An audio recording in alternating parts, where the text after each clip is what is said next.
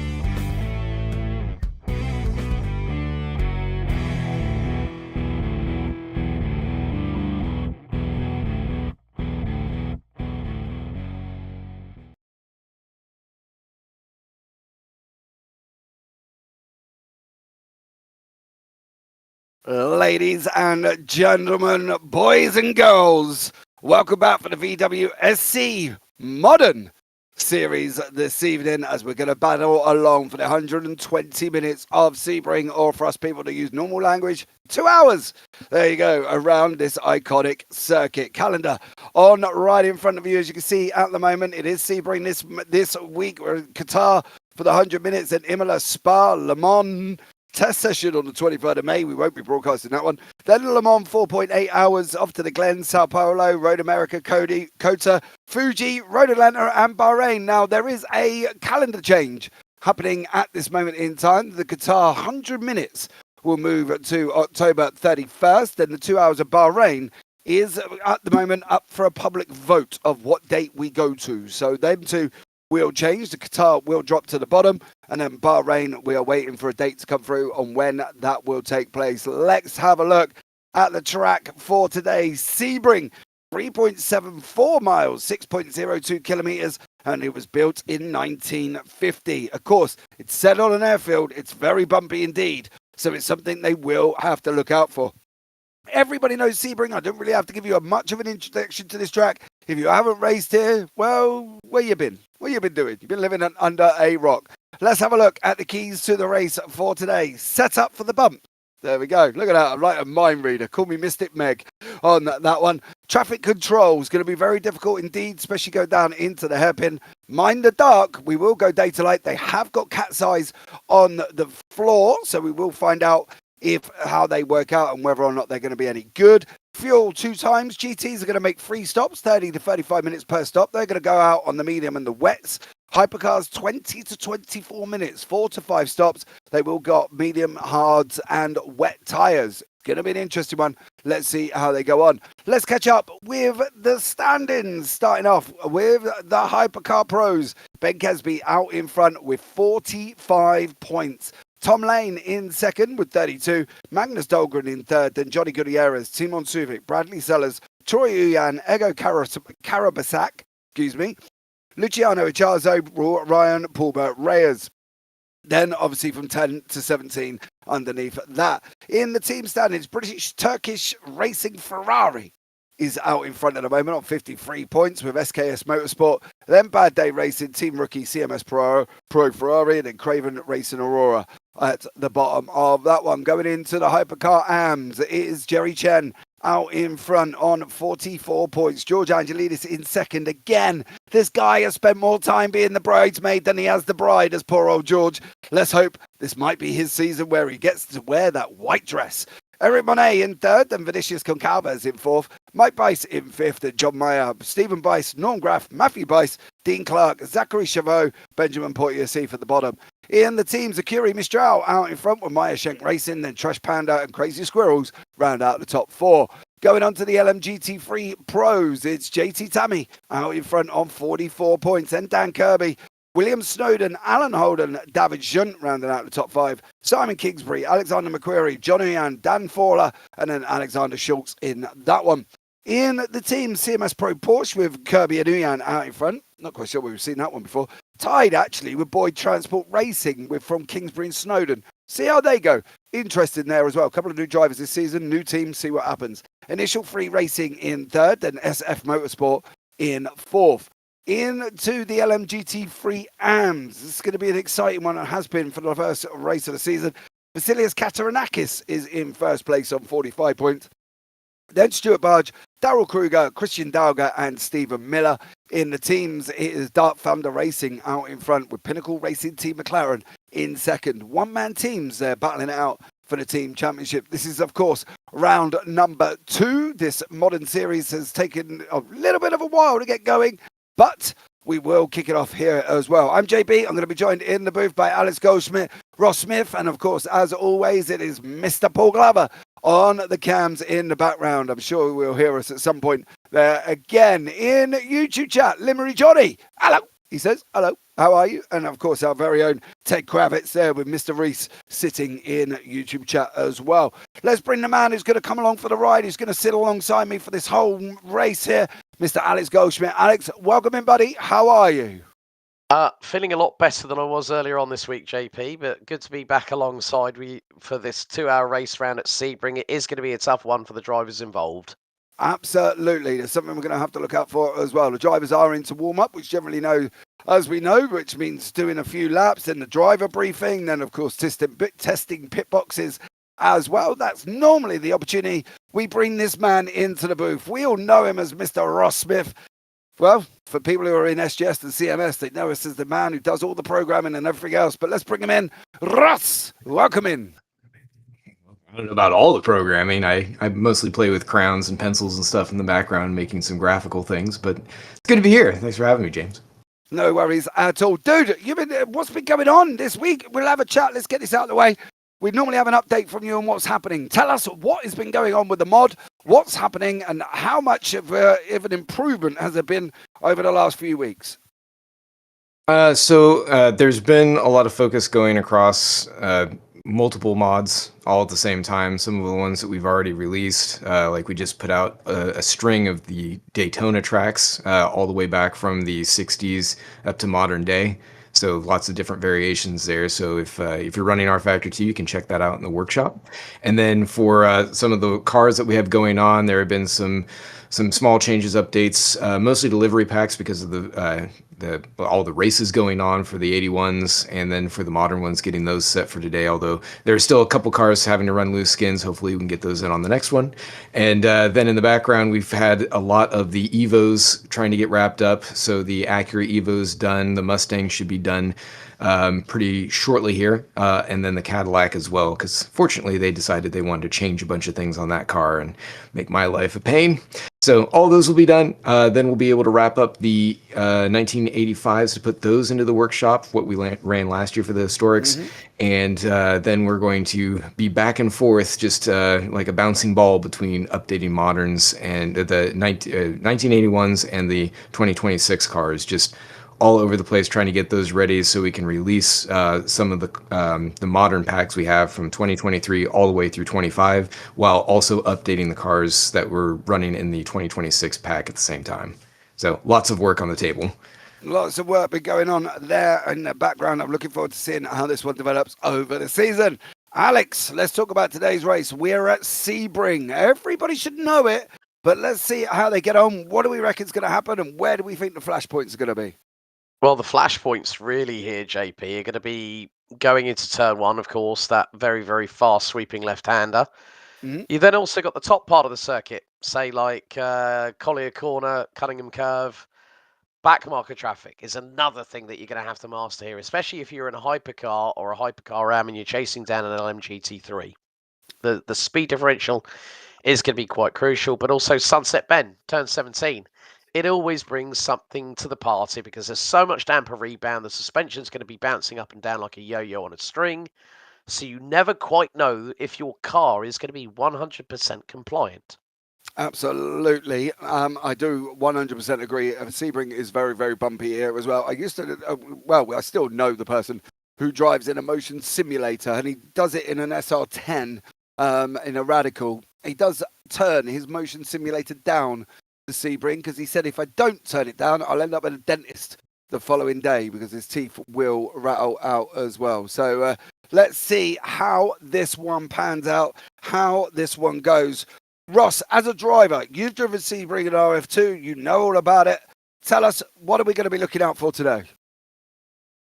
Just controlling the bumps. I mean, fortunately, the weather's held off. Florida obviously is famous for having lots of pop-up thunderstorms and showers that will last for about 5 to 15 minutes, just soaking everything and then, scuppering off for the rest of the day, and the sun comes out. And so you have drivers diving all over the place. We saw that at the historic race last week when everyone was going along, and halfway through it decided, we're just going to change it up and make all this concrete even more slippery.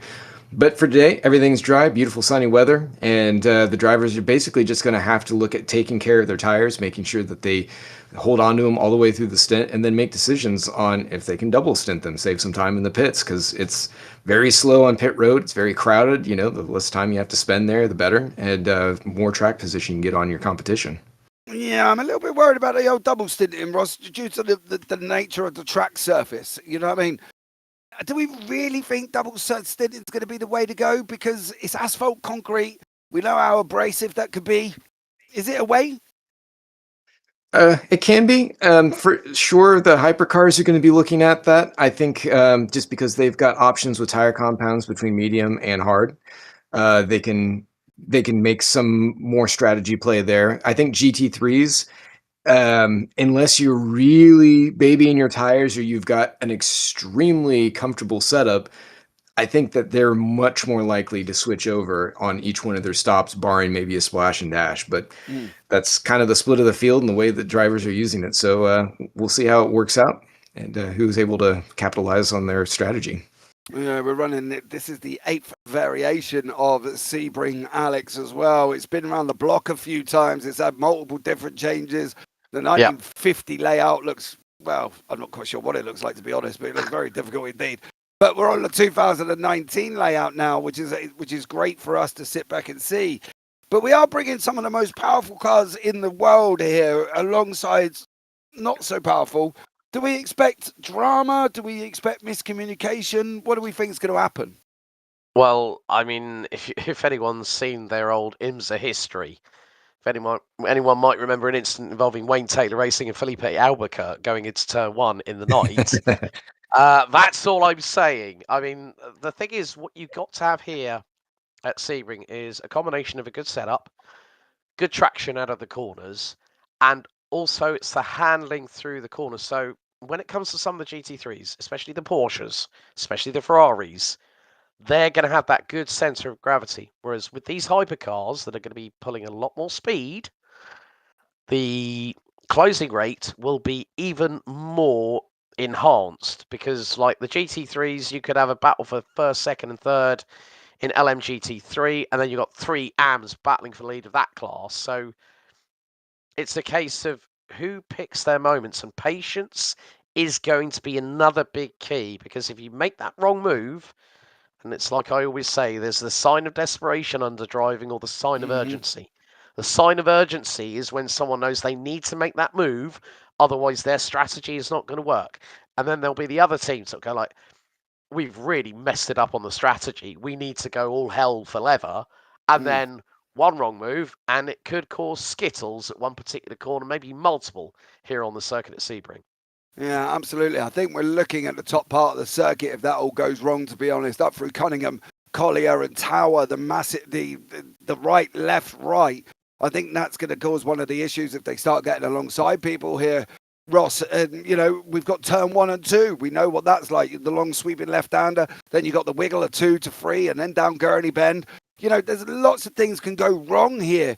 What are we expecting from the drivers? Has there been any sort of, have they been read the riot act, should we say? Well, they'll be getting that pretty much right now as drivers are sitting through the briefing, and it's mostly just to keep an eye out for multi-class. I think more than anything, a lot of the drivers are fairly understanding of what they need to do in terms of staying off one another as they're going door to door racing within class. But it's when you start mixing hypercars with GT3s that things really get exciting. In those areas that you cited specifically, turn one is going to be a hot spot for sure. It always has been. That exit from pit road. I mean, it's controversial, as far as who has right of way going through there. And even if you do have a right of way, you have to be defensive the whole time, or else it could be lights out. And it doesn't matter if it was your fault or not, your race is over.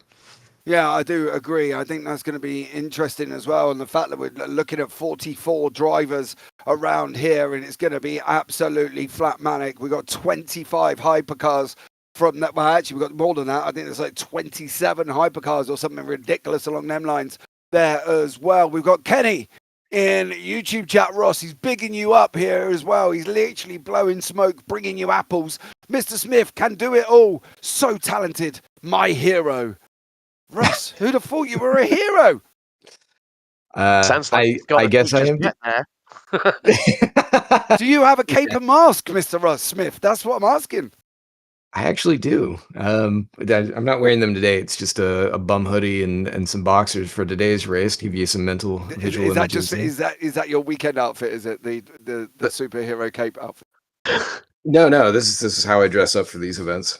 Oh, okay. So he sat there in his mask with a red cape swinging out of his back, with his missus next to him going a Batman as he comes running out there as well. Now, aren't they? God, hey, listen, we go there.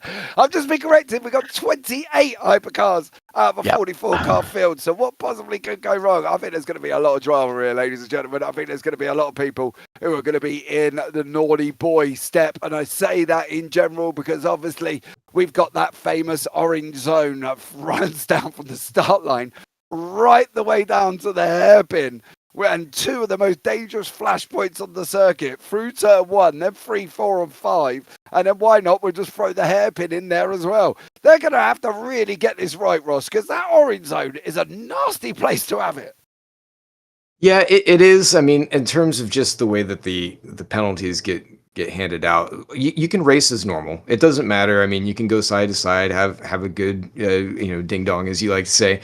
But it's when you actually are at fault for anything, that it's problematic, because it's early on. Everyone's very right on top of each other, and it's just extra incentive to make sure that nobody's taking any unnecessary risk. Because as I always say, you can never win in turn 1, but you can always lose. So it's there to make sure everyone stays in line. They don't get crazy and stupid right off the line. Just take it easy. You've got a full race ahead of you to take care of this. So, and it's not very far. It's just basically through the first sector, and then from then on, it's game on. So any time that you bang into each other from then on out, then it's you take your lumps as you wish. Which I don't know if you talked about it before, but the penalties are retroactive now. So anything you get in the race, any altercations or anything where you're found guilty, that is applied as a time penalty to that race, as opposed to what we've done historically, where it would be carried on to the next round, which I personally like a lot more. I feel like it puts a lot more onus on the race as it is. There's a lot more forethought as far as, what kind of dives or moves you want to make in the race, where it's, you have more repercussions happening right then and there, versus saying, oh, well, I can have the win now, and I'm not going to be as good at the next race, so what does it matter? That I don't like that kind of mindset. This is a lot more realistic to what drivers have to deal with during real races, so it's great. That is a nice little segue into the penalties for the last race at Daytona. Magnus Dahlgren, you got a warning for being a little bit of a naughty boy for a slow start and checking up. He's going to have to make sure he works on that one. Timon Suvik, warning for a slow start as well. I'll talk about them in a minute. John Mayer got a 25-second penalty. Alan Holden got a 25-second penalty. And Riley Koenig got a 25-second penalty as well. Let's start. I'm going to throw this out to Ross here for a minute. Slow start. How are we even categorizing giving somebody a penalty for a slow start? They might have just missed the start. So I'll preface the response just with a little bit of insight. For another thing we changed this year is that we're doing safety car starts as much as possible. We might have a couple races where we'll do manual formation like we have done historically, but as far as the way that we're going with the races now, we're trying to have it where it's a lot more realistic, where as soon as the safety car goes in and the green flag goes, everyone goes off. And it's a little bit less safe, but it's more exciting, more dramatic, more realistic to what you see in real life. So it's all for realism in that sense and the excitement of a race start that everybody enjoys. So that's putting it out there. And what we had at Daytona was some cars were, just to maybe give them the benefit of the doubt, they weren't quite on top of their starts. So that was just more of a situation where an IRR was submitted and there was attention brought to a situation, and so the stewards basically decided, okay, there was a situation here where drivers need to pay a little bit more attention. They didn't necessarily do anything wrong per se in terms of strictly violating a rule, but it's important that they're aware of the situation because it created a situation for a different driver that resulted in that. So that's why the warning is out there. Okay. Who is determining? Right. So we punished the drivers for going in full tilt into turn one in Daytona and smashing out everybody. And now we're punishing the drivers for being a little bit more cautious. How are we? Give us the line. There's got to be a line there, Ross. Otherwise, we're going to have confusion. How are we going to determine the person just being cautious and not wanting to get crashed out in turn one to the geezer who's purposely slow and holding everyone back? Who's going to determine that line? Have we got a speed limit line? Have we got what have we got? Because that's going to open it up to bucket loads of arguments about where the line is drawn, surely, on who's going to dictate whether or not I'm going slow or I'm just being cautious. Well, everything is contextual. Every situation is different. And because this was brought up by a submitted IRR, the stewards are compelled to review it and give a response. Sorry there. So they looked at the situation and determined that in this case, there was a driver who probably could have been more attentive, I guess, at the start. And so that's why they ruled it as such. So that way it's like, hey, guys, pay attention here. We've got things changing. You need to be on top of it. So there isn't anything specific saying like, oh, you were 2 miles per hour too slow, or, you're a few kilometers over where you need to be going to turn one. There's nothing like that. It's just more of a situational kind of thing where you look at it and say, what was going on for this specific case? And so they get responses with that, and that's where we're at. So if that driver were slow again off the line, leaving a large gap in front of them, they could get penalized. Maybe, they're right on top of somebody and they run into them. That could be a penalty. It's different for every situation. Wow. All right. I've personally vote Ross for president, because that was a great politically correct answer there, Ross. I thought it was absolutely amazing. I do fully understand why it's there, but I don't know. Policing that is going to be an absolute nightmare, because I'd probably end up with a penalty every single race then, because I'll be hanging back going, hey, you boys go and crash into turn one. I ain't getting involved in that one. There as well. Ben Borman, I dream of getting to turn one, he says in YouTube. Carl's also in YouTube with ads as well. Welcome in, Carl. Thanks so much for joining us once again. Alex, I think that is going to be a rule that, is going to be drama for the masses, I think, this season. Oh, yes. The thing is like, say, with one of the series that I commentate on, the standard rate is 50 miles an hour, and then when the lights go green, everyone can overtake. But I can understand from Ross's perspective that they've got the stewards have to take the due diligence of saying who was at fault, what happened. But when you've got 40, let's be honest, folks, 44 cars into turn one here at Sebring, Mate. four wide. I'm going to be honest here. This might be the second round of the Virtual World Sportscar Championship, but this could be probably the most chaotic so far, and we're only in round two. We've still got a long way to go, folks. That's the thing, isn't it? They can't hang back because they might get a penalty, but they can't go in full ball because they might get a penalty. It's going to be bonkers. It's sort of like, the old adage we talk about, JP. Like, if you sit on the fence, you're going to get splinters. Yeah. And So unfortunately- it's like either you're damned if you do or you're damned if you don't. But Absolutely. you've got to try. I think it's down to the due diligence of the drivers to make sure that they make the right call based on what information they have been given. Now, looking at the speeds, we're going to see probably top speeds of about 160 miles an hour in GT3s. We're going to see about a 20 mile an hour differential between them and the hypercars. Mhm. So, as I said, when you have a track like, say, Le Mans, fine. You've got a lot more time to react. Yep. But here at Sebring, your head is going to be on a swivel in every single stint you take part on. Absolutely. I feel on that one.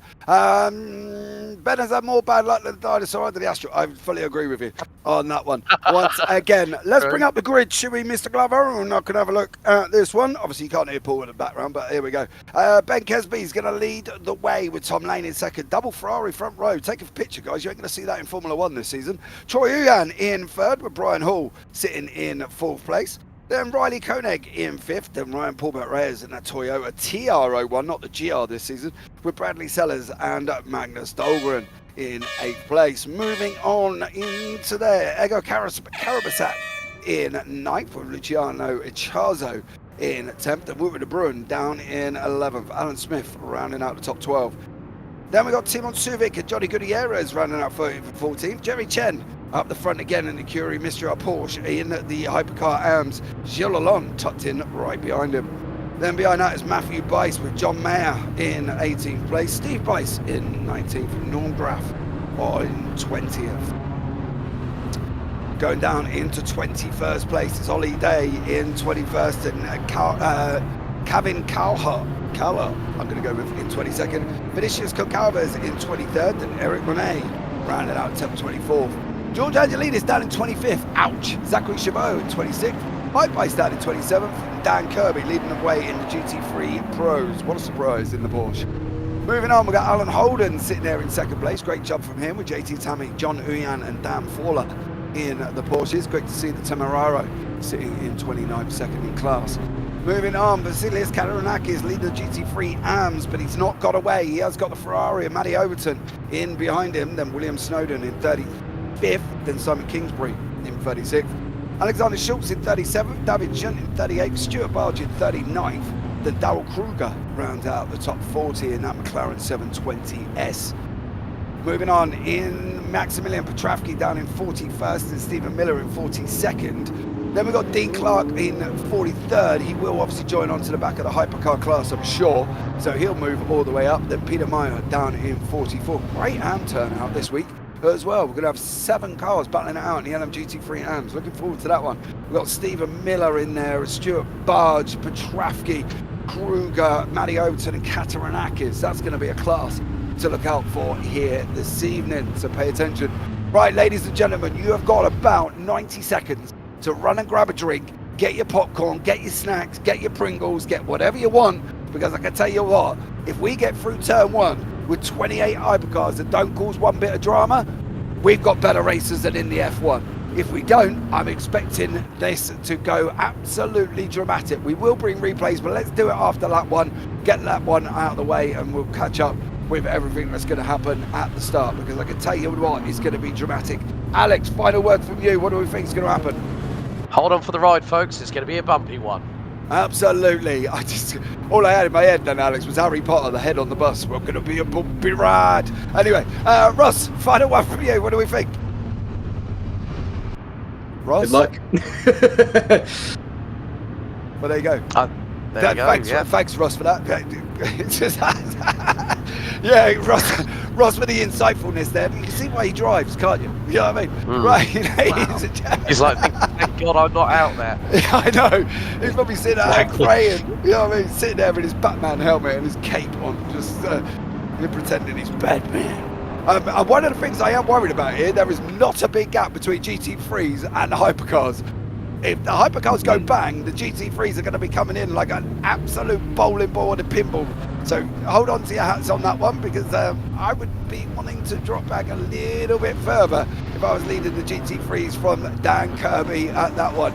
Ladies and gentlemen, boys and girls, there they are. The GT3 is not very far back at all, unless all of a sudden they're going to hit the brakes. We're going to have about a 4-second gap between the hypercars and the GT3s. In goes the pace car. Ladies and gentlemen, boys and girls, good luck. Let's see how they get on. I can tell you now, it's going to be green very, very shortly. Round 2 at Sebring. 2 hours is going to be green. Finally, up they go. Out in front at this moment in time there on the, you can see it on your screen, Ben Kesby leading down into turn 1. They're already 2 and 3 wide, 4 wide. There are drivers all over the place at this moment in time. Here comes the GT3. Dan Kirby's got the lead in the GT3s. There goes, that's the Lexus. That's the Lexus. David Junt has just gone off at the side of the circuit there as well. We're catching up with the front.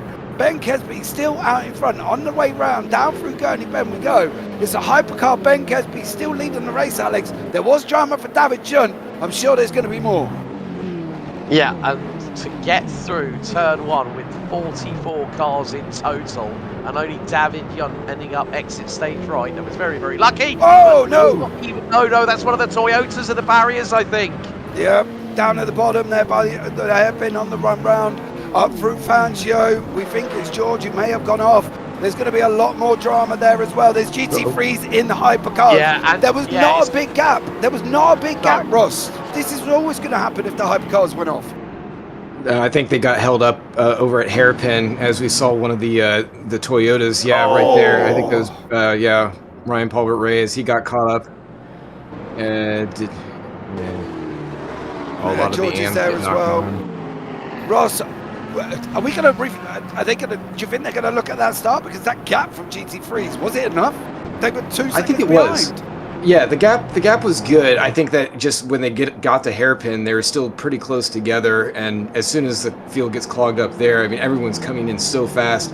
If traffic stopped like it looked like it was, then there's just not enough time really to be able to get them separated. Yeah, you can see on the left-hand side briefly there was 30 seconds between the whole field from Ben Kesby right the way down. I think it was who was down right away at the bottom here in the GT3 AMS. 30 seconds to Katarinakis in 34th place. That was a bit of a wild one, and I'm sure there's going to be more, but at the moment we've got Ben Kesby out in front in the Ferrari 499. Tom Lane sitting in second. Noel Graff leading the hypercar AMS with John Mayer tucked in right behind him.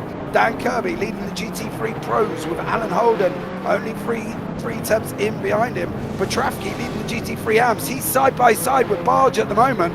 They're 0.27 seconds apart. They've gone down there. Petrafsky and Barge were very, very close on that running through turn number 1. It's settled down on the way to 2, but they are going to be side by side again here. Petrafsky sits in behind Barge at the moment. He's trying to get that lead off him, Alex. Great action down in the LMGT3 AMS. I thought it was coming with some of the drivers we got in there. Yeah, Petrafsky's got Katarinakis behind him. Jerry Chen, just seen on the live timings, has been shown as a DNF. So the hypercar AM class leader into the second round, already striking trouble. George Angelidis has got himself up to 37th overall, so we've got another car barreling straight on at the hairpin. Again, that part of the circuit, that is not an easy part to negotiate. Ben Kesby now has stretched out his lead over Tom Lane to about 1.7 seconds, and he's running 50.2. Lane's running a 51.3, low 51.3. So Jerry Chen might be the first casualty, and he's not even got through the first lap. Meantime, George Angelidis, who's 9.4 seconds behind Mike Bewis in the number 98 Toyota, he's got a lot of real estate Rice to get. He's got to try and close in on Bice over this part of the opening stint. Got a yellow out in sector number 3, but again, I did say that this was going to be a bumpy ride. It has been for Jerry Chen. He's eliminated early. We're not even 4 minutes in. Yeah, absolutely. We've got George Angelidis already making his way through traffic. That's not because he's lapping them and he's out in front already. It's because he got caught up down at the hairpin. Had to wait for the field to go through. That was from the start. If you've just joined us as well, the start was very, very chaotic. There was an incident down at the hairpins. The GT3s weren't very far behind there either. Unfortunately, they all got caught up in the hairpin. That put George Angelidis right down in the mix. He's got John Uyan already. George is going to get practice at overtaking traffic this early on here, Ross. It's going to be a bit of a mission. I've got an interesting thing for you as well. Jerry Chen has his engine died when he got T-boned. He had a flashing engine light on the HUD and it wouldn't restart, Ross. Car troubles already. Yeah, that's pretty surprising because as chaotic as that was down in Hairpin, usually you're pretty good on the brakes. So even if you do kind of clatter about on each other, I mean, I wouldn't expect it to be an engine loss. Let's see what happens here. Yeah, this is down into turn number 1. There's Eric Monet in that blue and white machine. Runs a little bit wide. He's going to be bouncing. He's going to get hit by somebody coming on. It's going to be a side-by-side elbows out moment there. And unfortunately for Monet, sits all the way down and then hits the brakes because everybody checks up. Didn't anticipate it. Drops down into the GT3 field. That's what we're saying about the space between the two. If we can get Jerry Chen's incident on the screen, that would be absolutely amazing to find out where he got T-boned. So then we've got Ray, Norm Graff leading the Hypercar AMS at the moment. John Mayer tucked in right behind him. Gap starting to spread from the lead cars here, Alex. Do we think this is going to be a trend that's going to continue? Or do we think these guys are going to start to settle down and maybe come back together? Well, I mean, the thing is when you've got Ben Kesby, who's now 1 minute and 33 seconds ahead of Simon Kingsbury, who's the 42nd and last car on the field. I mean, Jerry Chen we saw earlier on, he just pulled to the side. So we're going to have a look at the replay now. And this is not the hairpin. Yeah, this is going to be dead. Okay. Watch, bang! Yeah. Oi. That is what. Now, that amount of impact at that high speed, that will definitely kill an engine. Absolutely, I do agree. We've lost Concalves as well. The internet went down for a moment, flashed him and cut him out. That he's out. I can't repeat what he said underneath that, but he ain't very happy. Let's just put it that way for Vinicius Concalves. So we've lost him. We've lost Jerry Chen. We're only barely 5 minutes in, I think. I think we may have just crossed the 5-minute board here. There's still more action to come. You can see Graff and Meyer in the Hypercar AMS.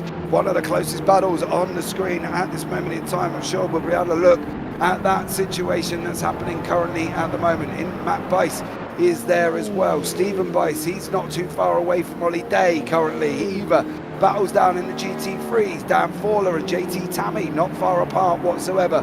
Petrafsky, Katarinakis, and also Peter Meyer down in the GT3 AMS. That's where a lot of fighting, I think. Ross down in that GT3 AM category. Some great drivers down there. Matty Overton, Barge, Miller, Petrafsky, Kruger, Katarinakis, Meyer. It's going to be immense, but we've got Norm Graff, John Meyer in the Hypercar AMS. We did just say they were close together. They are having a go at each other around that final corner. Oh. Norm Graff, elbow to elbow with Meyer. They're out at the moment on the run down into turn number 1. There's alls in the background from all already. Down into turn number 1, side by side. It looks like Meyer's going to hold it. It should be, but Graff's going to win the inside for turn number 2 here. Can't hold it at the moment. John Mayer straight round the outside of Norm Graff in turn 1. Alex got the job done by the time he hit 2. Yeah, but look at Matthew Bice, he's right with them. So we got 3 different manufacturers. We've got Caddy, Aston, and now Toyota into the fray for the Hypercar AM lead.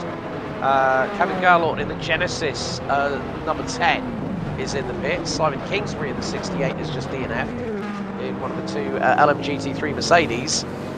But yeah, I did say this is going to be a bumpy ride. I mean, we saw with Norm Graff trying to go to the inside of turn 1 of John Mayer, the back end of that Aston Martin Valkyrie. And now Norm was one of the early adoptees, the Aston Martin Valkyrie. Oh, sideways there from Bice. He just about caught the back end of that Toyota. Wow. Yeah, absolutely amazing there from Matty Bice. He has got Stephen coming in behind him as well. The Bice brothers going to be on top of the leaders of the Hypercar AMS very, very shortly. Norm Graff and John Mayer, and then we've got Ollie Day. He's gone. He must have had some drama somewhere, Ollie Day, because he's dropped all the way down at the order, I think, at the moment as well. He's not where he should be. I'm pretty sure of that one. He's down behind the Hypercar AM, sitting in 18th place at the moment. Gilles Lalonde in 19th. There's the GT3s, JT Tammy and John Uyan. JT in the Lexus, John Un in the Porsche, of course, as they're battling away, chasing down the Mercedes currently of William Snowden. Let's see how they get on. Ross, this has been thick, fast, chaotic. It's been it all already, and we're only 10 minutes in.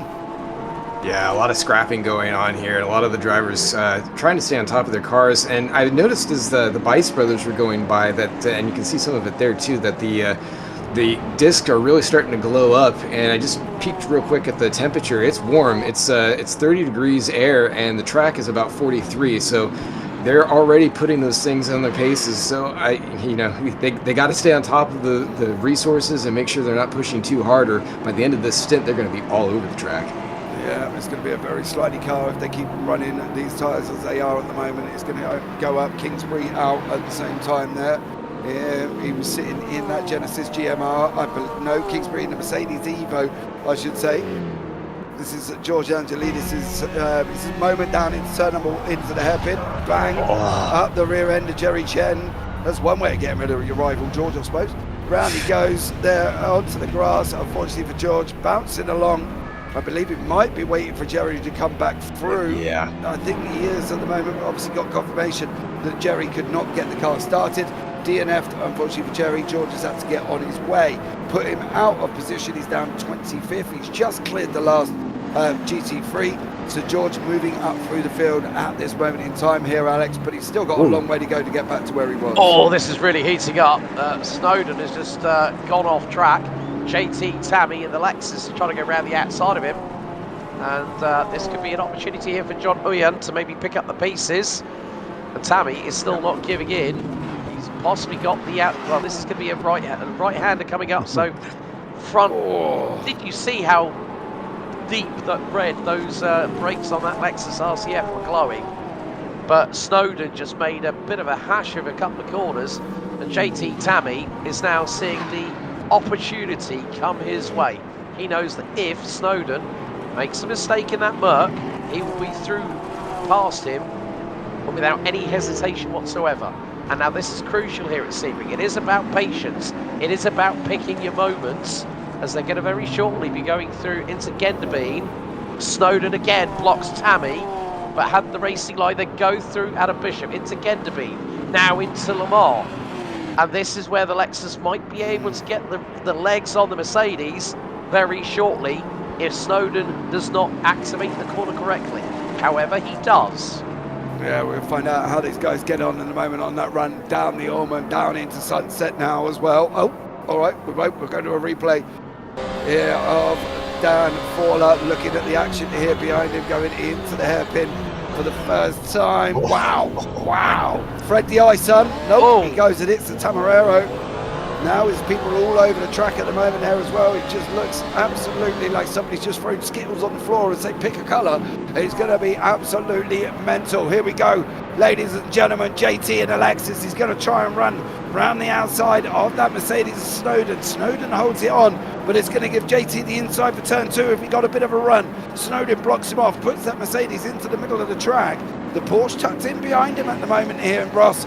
These three battles, the guys are having a great little battle. But why they're doing this, Alan Holden's escaping, Dan Kirby's escaping.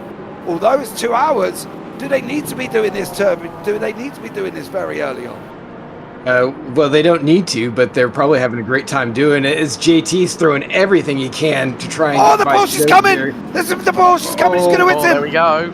Oh, mate! Very hard on the inside. Jesus! Yeah. God! I mean, the background, Paula was right behind them as well. He's caught up to Uyan, but this is Kirby's on board. Dude, that's the only way. Up on aisle 3 and get the mop out, why don't you? Yeah, that's the only place Kirby could go. That was where Holden sneaked through.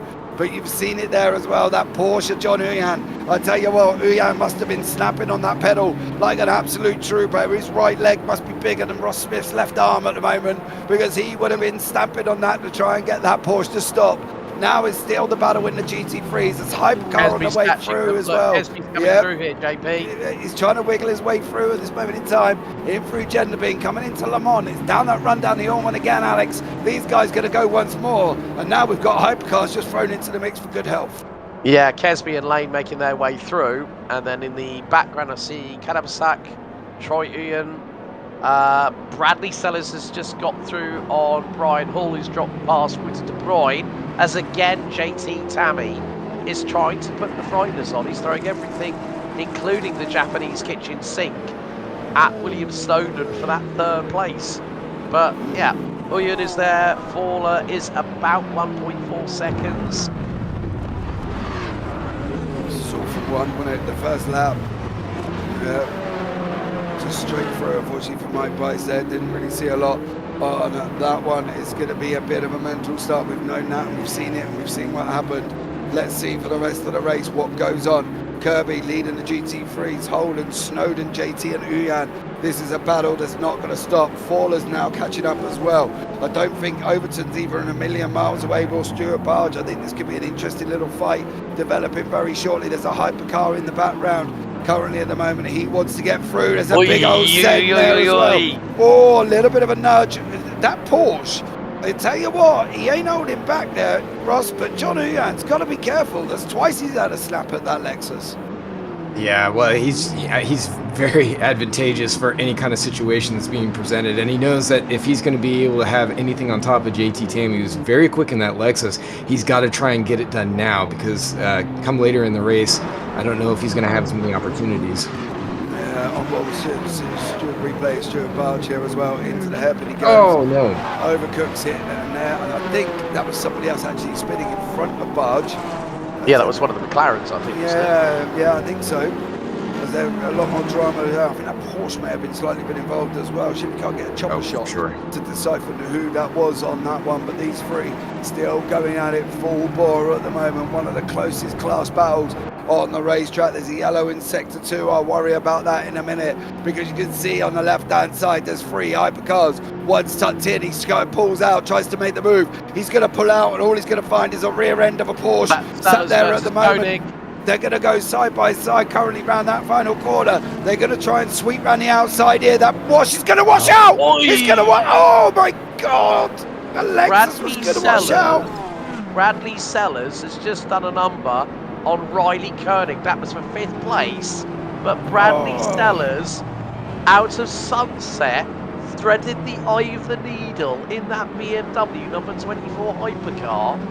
That's the move of the day so far, but it was millimetre perfect. He could have been a couple of mils away. But now we've got Kingsbury. Hypercar, that's his DNF, isn't it, I think? Yeah. Yeah. Yeah, this is in the Mercedes. Oh, no. Oh. Right side took a big old smack in the barriers. I mean, he was off on the effect of the unfortunate Joker lap, and the right side went bang straight into the barriers, and that was it. He was out. Absolutely there as well. Nice efforts not to get hit there as well. That was at the beginning. Morbo, I inherited Ben's luck today. Here we go. No. JT Tabby's trying it again. He's trying to go around the outside. Yeah, he's settled in there. He's had to go in behind him now. In through Cunningham, Collier, tower turn. JT in this Lexus, Ross, is not one we've seen fighting, but JT seems to be grabbing his Lexus by the horns and dragging it up to the front of the GT3s here. He is having a right proper, as you put it earlier on, Ross, ding-dong with Snowden. Yeah, he's very confident in this car. He does very well with front engine cars where the balance is like that, because he's so confident pushing through some of those corners. Yeah, this is that replay of Kevin in the Genesis. Whoa! That is not what you want from the latest Korean hypercar to go flying like that. Look, that's the right front. That's more like a Robin Reliant, Alex, rather than a hypercar there at the moment. Yeah, Robin Reliant with a stick behind it in the wheel, going down a slant, turning left in top gear. Yeah, absolutely. Driven by Del Boy. And if you don't know who that is, search Only Fools and Horses. And if you don't, where the hell have you been? Right, these guys still battling away. Oh, we got a replay coming up on the screen at the moment. Oh, it sweeps round. There you go. Avoiding that car that was upside down and round there at the same time. But lots more action. We've got Borman in YouTube chat. Sorry, Jerry, he's put. So it's a lot of action. There's there's a hypercar situation going on through the background. They're trying to come through these GT3s, Ross. They're catching them at horrible points on the circuit. You can see now we've got Norm Graff. He's going to try and dive up the inside here. What are you doing in the hypercar when you're catching them here? Are you just going to sit and wait? Or are you going to become impatient and start the GT hypercar battle conversation? It's going to depend on who you are and what's happening around you. But I mean, obviously, you always want to advocate for patience, especially early on in the race, like we are. But that doesn't mean it's always going to happen. As we jump to a replay, there's lots of brown flags going on here. Let's look at Luciano. Here we go, ladies and gentlemen. Started off with JT. Wow, JT and Alexis. Yeah, sending each other. Oh, it's David Youngman again. Yeah, before she goes round. Oh, is that Alan Smith or his teammate? I can't remember who was running, which one of the Acuras. We'll find out in a minute on Well, that one, but yeah, well, lots I think- of action still coming here. Yeah, Stuart Barge have just seen us in pit lane, guys. Early on. Yes, yeah. So we've already had Gallort, Kingsbury, and Chen retire. Could Barge be number 4? And when you think of it, 20 minutes in, I think. Yeah, I think That Stuart might be Barge the- may have had some drama there, Alex. Possibly, if it's been a server-imposed penalty to drive down pit lane, but We'll the thing see. is, Yeah, Matty Overton still leading the Right. GT3. there's Here no we go. let-up on these replays, are there?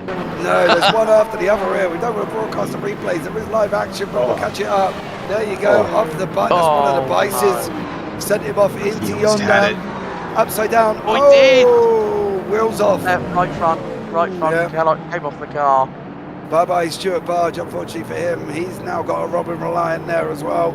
But still, that was an incident with one of the bices on that one. Can we get some GT3 action, please? That's what we've been asked as well. We can, but the GT3 AMs at the moment are a little bit more spread out. The only one close to each other are Kataranakis and Kruger in that GT3 AMs. This is the GT3 Pros that's really been kicking off. There you can see the AMs on your screen. Kataranakis and Kruger. Kataranakis in behind Kruger at the moment. So once they get closer, we will bring them up. But William Snowden, JT Tammy still 2 tenths apart at the moment. They're on your screen now. You can see this is going to kick off. Once again, David Shunt battling away for 7th place in the GT3s there at the moment. Stephen Miller not too far away. Alexander Schultz almost alongside. You can see these hypercars trying to wiggle round. This is one of the problems. Somebody's run up a little bit wide, and this is what we were expecting, Alex. Is this going to be every single lap? Are we going to see this all the time? And is this due to miscommunication? Yeah, I think it's more the case of, I did say about patience. You've got to pick your moments here at Sebring. And what we are seeing is that drivers are wanting to stamp their authority in certain battles. But here comes JT Tammy, look to the inside. Here at Sunset Bend, he leaves it late. This could be the opportunity that JT Tammy has been waiting for. We've got a yellow out in sector 3. They're wheel to wheel coming out of the final corner. Keep your eyes on Uyan, not too far behind, as an Acura comes flying its way through. I think that's Ollie Day that's just made his way past. But JT Tammy has finally broken through the Mercedes deadlock that is Snowden for P3 in the class. Oh, Snowden's going to come back at him and sends him in deep into 2. Snowden keeps the inside line of the Mercedes, now through the wiggle of the right, now through the left. I don't think Snowden's done here, Ross. I think Snowden's going to have a go at JT with the Porsche tucked in behind. JT's done all the work. He's managed to clear Snowden at the moment, but I don't think Snowden's going to let him get away, Ross. No, this is a dogfight for sure. I've never seen JT go so emphatically, and yeah, he didn't even bother blocking him off. But he will do the crossover and try and hold him, but he's going to have the outside going in through this next sweeper. Side by side down to the JT there trying to run alongside Snowden now as well. In through the right-hander they go.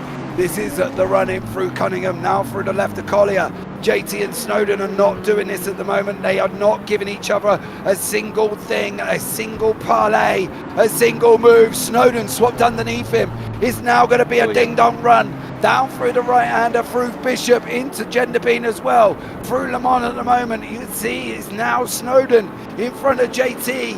JT's going to try again. Uyan sitting there patiently waiting. Side by side in through Genderbean. Slight contact.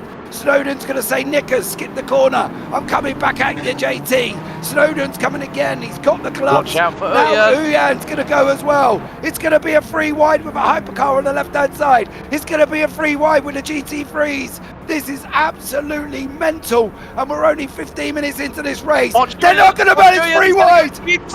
Oh no! He's going to He's try through! I cannot believe it! Welter!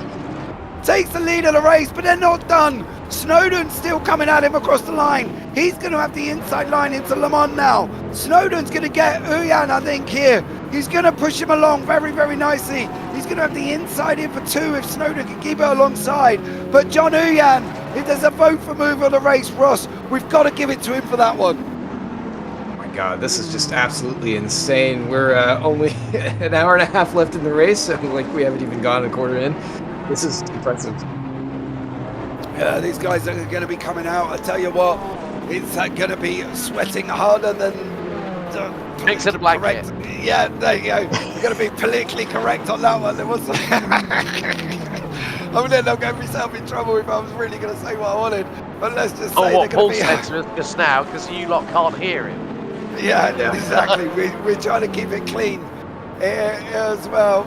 It's a Shullalon replay. We're going to have a bit of a replay section here as well. But here we go. That's Jason Tammy. There he goes, off on the left. Well, that was bonkers. I'm not quite sure how he got on the left-hand side there, but he got absolutely mental. But we might have to look at that one again there, ladies and gentlemen, because it was a little bit bizarre why we were focusing. But you can see at the moment, JT down in 5th. He's well behind Snowden now. With these hypercars coming through, it's a 1.1 second gap to Snowden, who's got 1.3 over Uyan. John Uyan absolutely flying in that Porsche there. Absolutely mental. Hypercars in pit lane, Karabasak, Sellers and Day. Currently at the moment, Bice has not been in the hypercar in the pit lane for well over 3 minutes. We will give that overlay a bit of a kick there to get that one going. But at the moment, that was great battling down in the GT3s, Alex. I don't think I can handle that for the whole entire next hour and 30 minutes, though, I've got to be honest. No, I think you probably have a coronary by the end of it, to be completely honest with you, JP. But the interesting thing I've noticed, gentlemen, George Angelidis has gone with hard tyres on his Acura number 93. Now, Ross, this means I've got a question for you. In terms of the tyre degradation, I mean, we're talking 30 air, 46 centigrade track temp.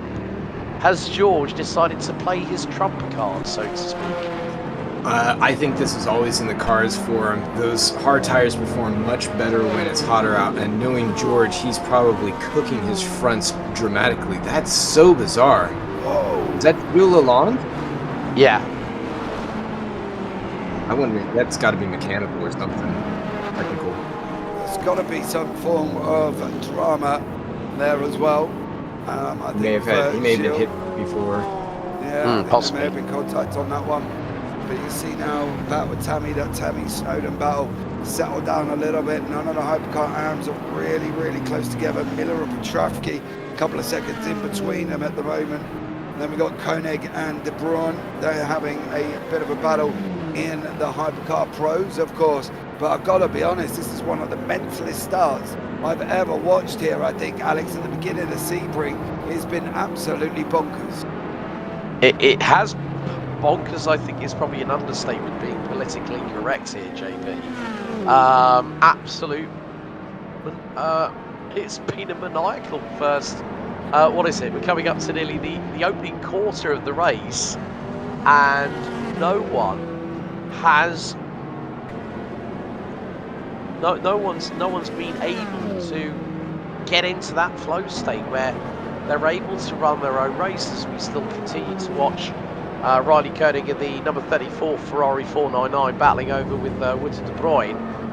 I mean, you know, it's basically more Bo in chat saying, I see a lot of hypercars passing on the outside of GT3s on the exit of Sunset. That's insanity. Well, if you did see Bradley Sellers move a few laps ago, that was more than insanity. It was downright stones and then some.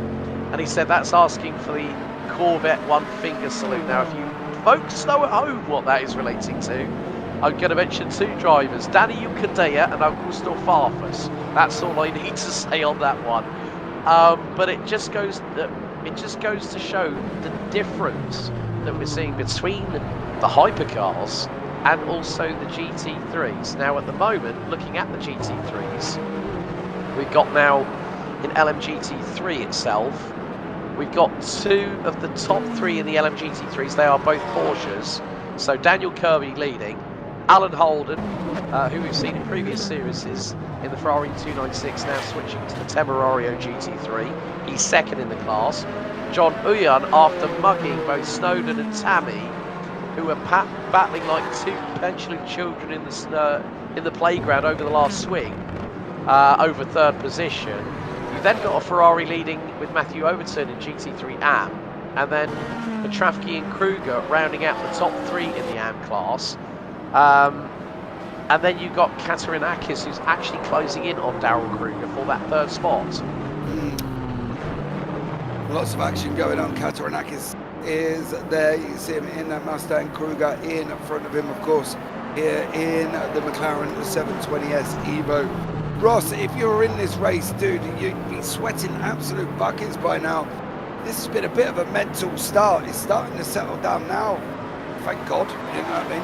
And but we've still got battles happening. Where are we at, do you reckon, in fuel, in strategy, and what are we working on in this kind of point of the race?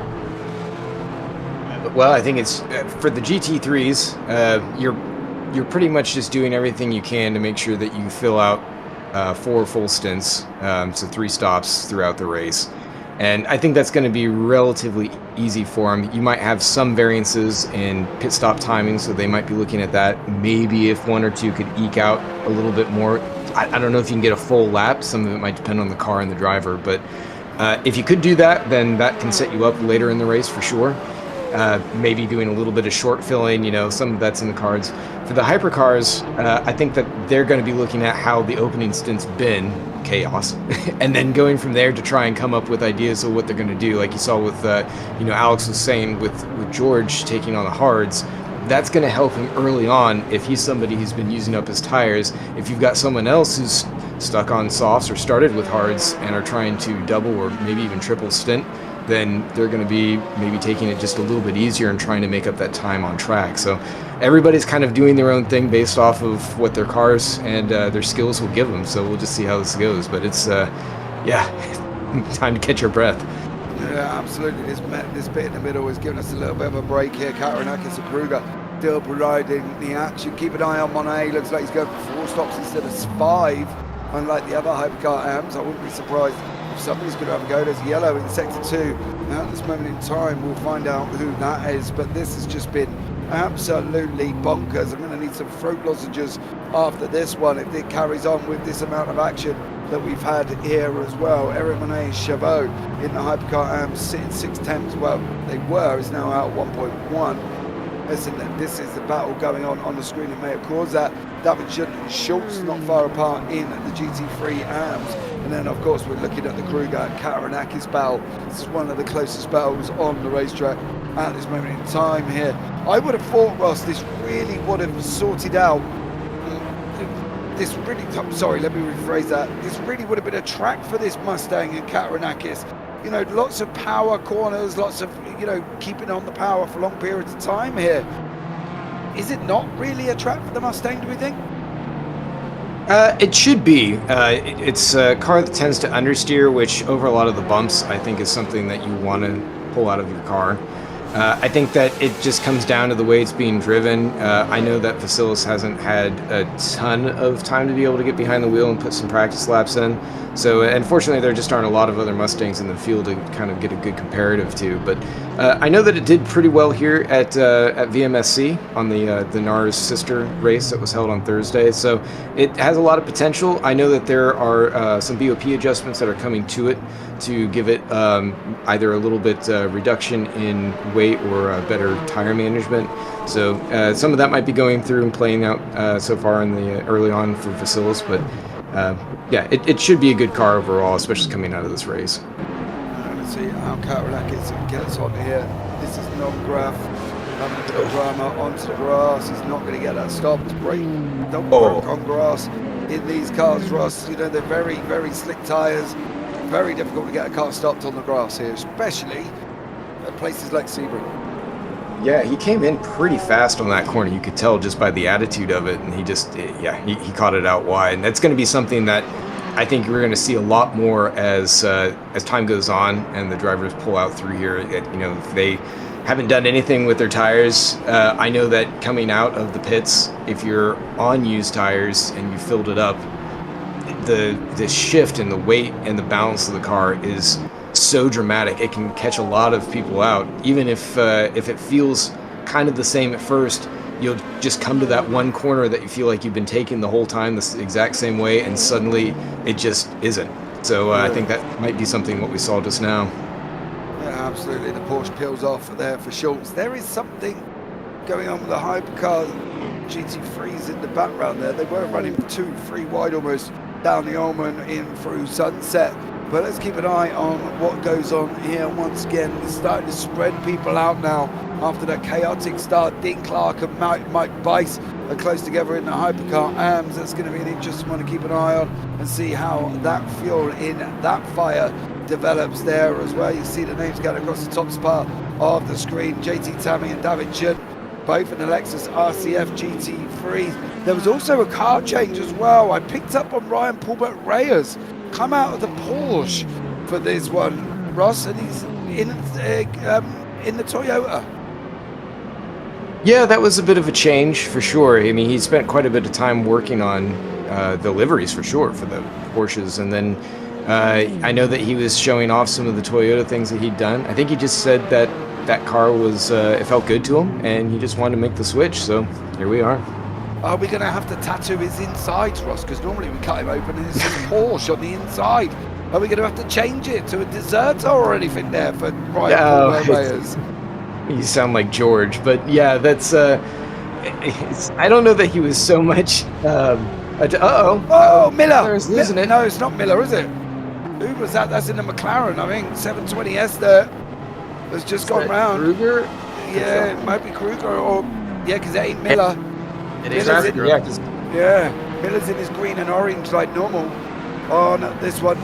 So we'll see what goes on there as well. I believe it might have been Maximilian Petrovsky. There's a squeaky voice in my ear on that one. Let's have a look at the replay They weren't mine. and see what goes on. I wonder if there was contact or did Petrovsky just leave it all on his own there?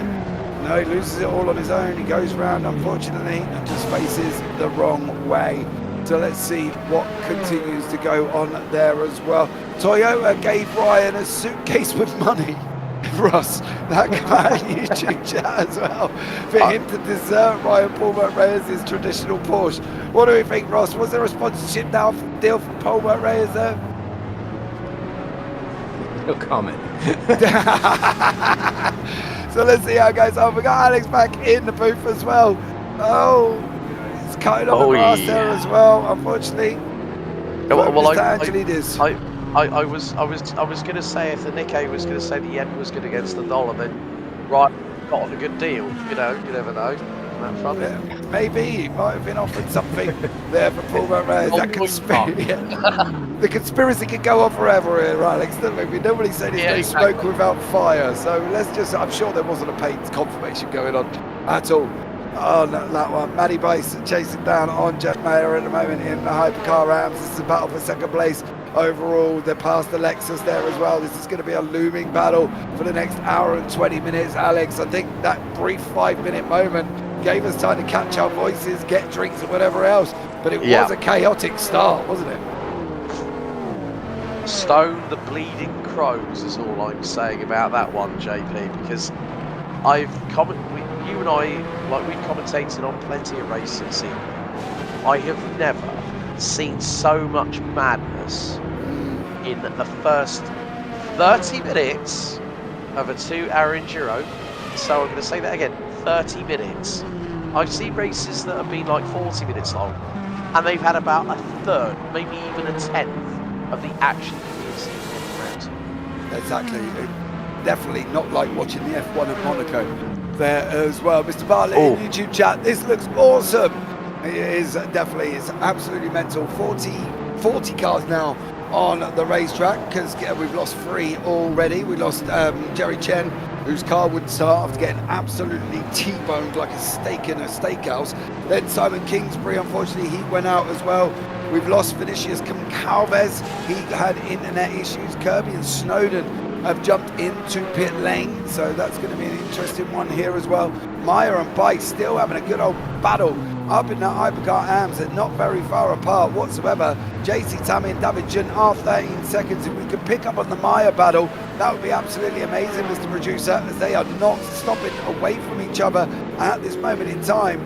Meyer Bice going full absolutely gloves off here. Bice is going to tuck in, down the Ullman we go. Is this going to be where that Toyota TRO is going to be quick? He goes on the inside of the Cadillac. They're going to be running side by side. Cadillac had no response there. John Mayer, Ross, was it a defense that he didn't feel he needed to make? Or did he just have nothing for that Toyota? I think he was too far back. Yeah, he wasn't just going to be able to do much for, which is kind of bizarre because John Mayer's a bit more aggressive, but maybe he's just kind of calling it back right now. And I mean, Matthew Bice, of all the Bice brothers, I'd say he's probably the quickest, and he's certainly been able to show that right now. Although I think was it Steven who's up in front of him right now? Yeah. Just after the pit stops. So you saw early on when we had that really good fight at the top of the Hypercar AMS, you know, the Bice brothers were kind of just chilling in the background and just very slowly reeling them in, and they were certainly throwing the tires around on both of their cars. So yeah, I'd keep an eye out on these guys. They've definitely got something sorted out, I think, with the balance of these cars. Yeah, absolutely. I'm sure there's more to come from all the way through this race here as well. It's great to see the Bices. They switched up into Hypercars last season. They had a bit of a rough season. It was a very steep learning curve after being in GT3s here, but they've done an absolutely amazing job, and we've got a Bice 1-2 there as well, which is great to see. Take a picture of it because I'm not quite sure how often we're going to see it, but Stephen and Matthew leading the field. John Mayer sitting in third. Hypercar in behind that, Ollie Day, Ryan Paulbert Reyes, Zachary Chavot, Mike Bice. We just need Mike up there, Alex, as well. And it'll be a Bice 1-2-3. How awesome will that be for us to be able to see that one?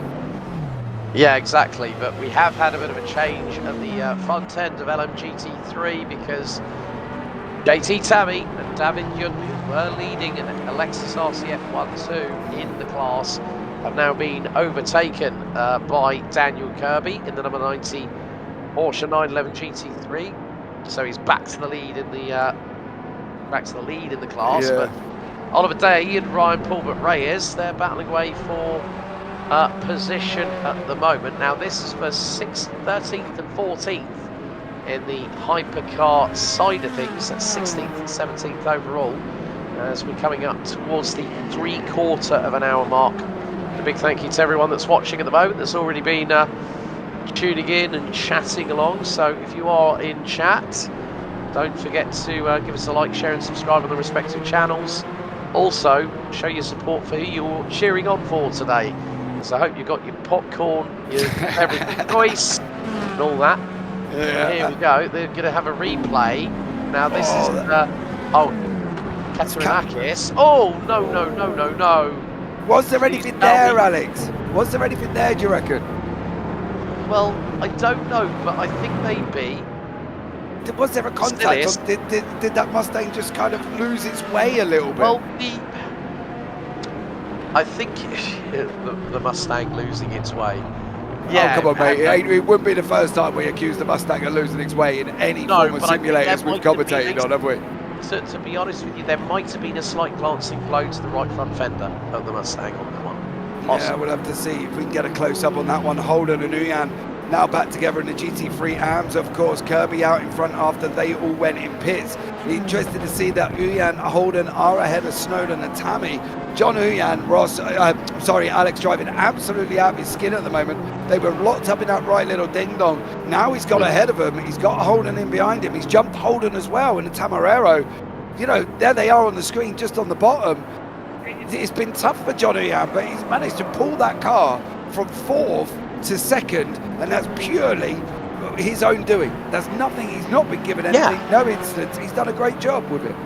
I think it was when we saw William Snowden and JT Tammy battling like two children in the playground over that 3rd spot. what Ian was doing was exactly what I was saying earlier on. He was being patient. He was letting the race come to him, whereas Snowden and Tammy were smacking seven bells out of each other. Yeah. So, and it got to that point where you didn't know whether Snowden was going to go rally crossing, whether Tammy was going to lose the back end, and Ian just went, hold the beer, up the inside, sunset bend, and he gets the buy one, get one free special. But now he's got Alan Holden. Oh, they're on the screen. They're on the screen behind the Now, hypercars. you've got now Albert Reyes up the inside. That hypercar's off! Oh! I no. do not like to see that, and that was not the place for Oliver Day to swipe right, to turn right and broadsided the left side of the Temerario of Alan Holden, who then cannonball into John Uyan, who was very much in his right to say, hang on, that second place is mine. These hypercars, they are getting a little bit too eager. Yeah, I'm going to interject for a minute there as well, because I'm going to interject because they got the overtake done going into the braking zone. Ollie Day was on the outside. He went in deep. He missed the braking zone. He missed the apex. He went in deep. The GT3s were coming. I don't think they could do a lot with him. He ran in deep to try and get the corner back. And of course, at this point, the Tamarero and Porsche tucked up right beside him.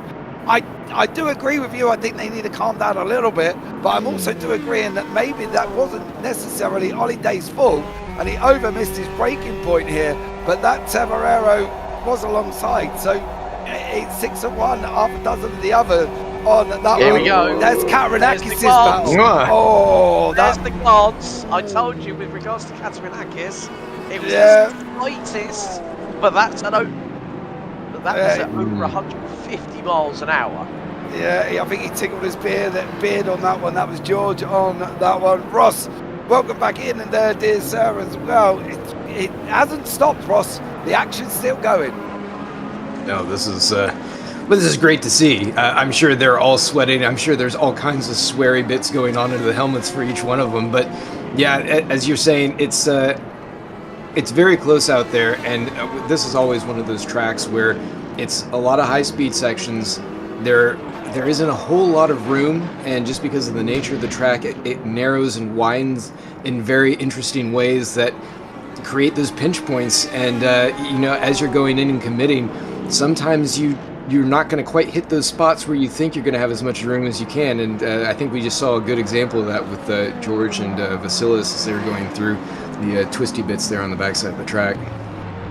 Yeah, I think we've always talked about this, especially when myself, JP, and you were doing a commentary on the very early mornings for myself and JP on the NARS side of things, where we were like saying that it is down to the faster vehicles to make the moves safely and cleanly. Now, from my aspect with regards to what happened with Ollie, with regards to Alan and with John, I think it was, Ollie made a mistake. He'll probably put his hands up to it and say, look, it's my mistake, whatever penalty comes my way, I'll take it on the chin. But then you can see it from the aspects of how it nearly caused 3 cars to be eliminated on a very, very tight point of the circuit, Ross. And that's the thing here. We said about Sebring that you and I have mentioned this multiple times, and I don't mind mentioning it again. It is about that patience. And when we saw John Williams move up the inside of William Snowden and JT Tammy for P3 out of Sunset Bend, as we've got Educadabasak on, I think that's on screen, or is that Troy Uyan? I'm not sure. That's Educadabasak, the second of the British Turkish racing cars, and he's trying to close in on Bradley Sellers, who's made, I think, one of the best moves in the hypercar side of things so far in this race, where he threaded the eye of the needle between, again, Messrs Snowden, Tammy and Uyan whilst they were battling. Where was it, folks? Turn 17, Sunset Bend. So it has been that case that we've seen some drivers, as we've got a yellow, so All technical issue. Yeah, I fully agree with you, Alex. I think that's very well put in terms of just having the patience through here. And And in the case of that Ollie Day situation, I think it's just one of those things where, yeah, he made a mistake, and unfortunately, everybody was kind of on top of each other through there. But yeah, it's very difficult going through each one of these sections. It's very close. Everyone's very on top of each other. They have been through this entire first almost third of the race, so they've just got to make sure that they're paying attention and having onus on what they're doing. It's the classic back and forth between the upper and lower classes of like hypercar versus GT. They're always going to be kind of pointing the finger at each other, like, you need to get out of my way, or you need to watch out when you're coming through, and picking your lines. And so there is a bit of that, but it's always going to come back to hypercars coming through. They need to pay attention, and GT3s, be predictable, follow your line, and in the end, it should work out. Should.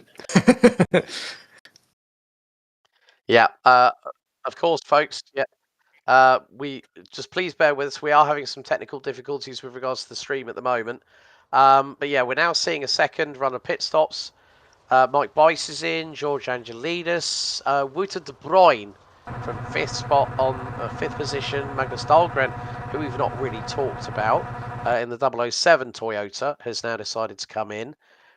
I think I was expecting, if I'm honest, Ross, a hell of a lot more attrition than what we've actually had, where we've had 43 cars go to green, and with 1 hour and 8 minutes and 40 seconds left on the counter until the checkered, we still have 40 cars. And that just goes to show that once we had the first set of pit stops happen, it kind of gave the drivers the impetus of, okay, relax. If you need tyres, get tyres on. Get some fuel in that car. Get some hydration down. Think about your next strategic plan of action. So it's just the case of hoping that the race, as I said, referenced John Uya, and for it to all work that way. Yeah, it's certainly that pit stop has helped to break some things up. Although, as you can see on screen, it's still very much a point of making sure that you're paying attention to traffic, because like you said, it's over 40 cars on a track that, while it is long, it's certainly not a freeway. There aren't a ton of areas where you can kind of keep space with one another, but it's I would say, as far as the attrition point that you made, it is and it isn't in some ways. Like, I certainly was not expecting on the first lap, to lose Jerry Chen before, like, right at the hairpin. That was just such a terrible crash. And then to have two more that were just like Cadillac the last time WEC was here, with both the Genesis and I think it was the Stuart Barge and Ferrari, where they both went off of the tire walls and losing their front tires, like, just at insane speeds and clips, where all it was just a small knock, just getting offline. That's how this track is. There is really not a whole lot to do once the car kind of gets away from you, and we've seen it from so many drivers now. But that's why you need to make sure that you're paying attention and not pushing the envelope and taking more than your fair share. Yeah. Let's welcome back into the booth James Parfitt. James, the race has started to get into that kind of flow state where the drivers can actually breathe a little bit more and they can strategize a bit better, especially with the keys to the race that you were discussing earlier on. Yeah, absolutely. This is the part now where they're going to just sort of chill out, try and get into some form of flow. Monet and Bice, however, in the Hypercar Rams are still going full hell to leather up the front. Kesby Lane and Karabasak in pit lane again. We're in that third stop phase now for the Hypercars. I think it's going to be an interesting run for the next hour here. This is all about just basically sitting back, seeing if you're on target. Can you get to the fuel? What's your situation going on? What's going to happen here as well? So there's a lot of things still to play for here, but at least the Hypercar Rams are bringing us the battles at the moment. With that Bice Monet, they're literally 2 tenths apart at this moment in time. I'm sure we'll get them up on your screen, so we'll be able to see what's going on with them, because they are having a right little bit of a ding-dong at the moment there, Alex. And at the moment in time, Monet nestled in. There was talk of Monet trying to fuel save earlier on, trying to cut it down into 3 stops rather than 4. That's going to be a very interesting one if he manages in there. I don't even know if that's going to be possible at Sebring, that he can completely eliminate a stop. Well, no, not really, because of the fact that as I said, your head's constantly on a swivel. You're looking at your tyre temps, your tyre degradation, how much fuel, how many litres per lap you're using. Because there's a lot of braking, a lot of acceleration zones here at Sebring, as we've got Peter Meyer closing in on Vasilis Katerinakis. This is for 4th position in the GT3 AM class. So, I mean, the good thing is, nice to see.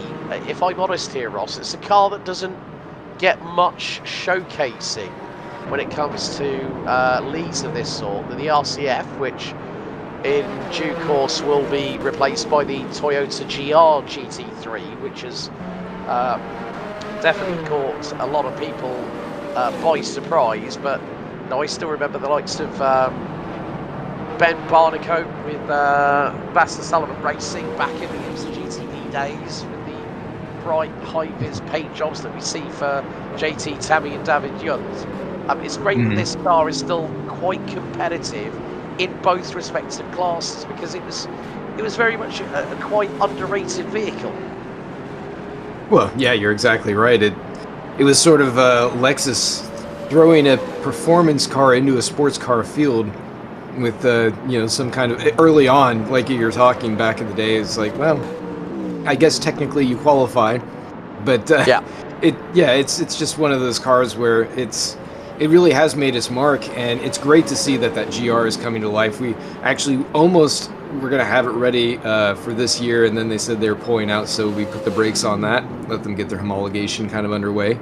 And we get to give it a proper send-off. I'm really pleased to see, like you're saying, that a few drivers have taken the mantle to give it its final voyage, and are doing quite well with it. I mean, we had a fantastic bang-up race at the beginning with JT Tammy, and it's a shame Junt kind of got fired off at the beginning in turn 1, because I think he would have probably been right up in that mix himself, because those two, they have really good pace with each other. JT, his teammate, which I was surprised to see that they were going together.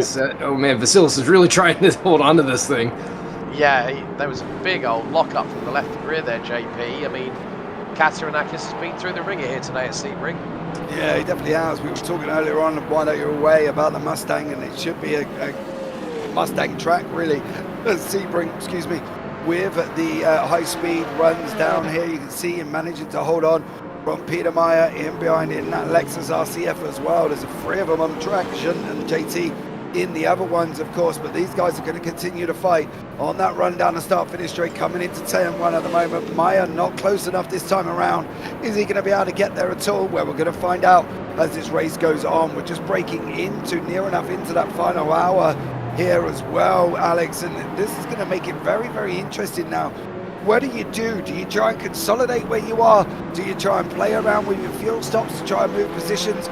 Or do you do what Meyer and Katerinakis do and go and have a right old little ding-dong?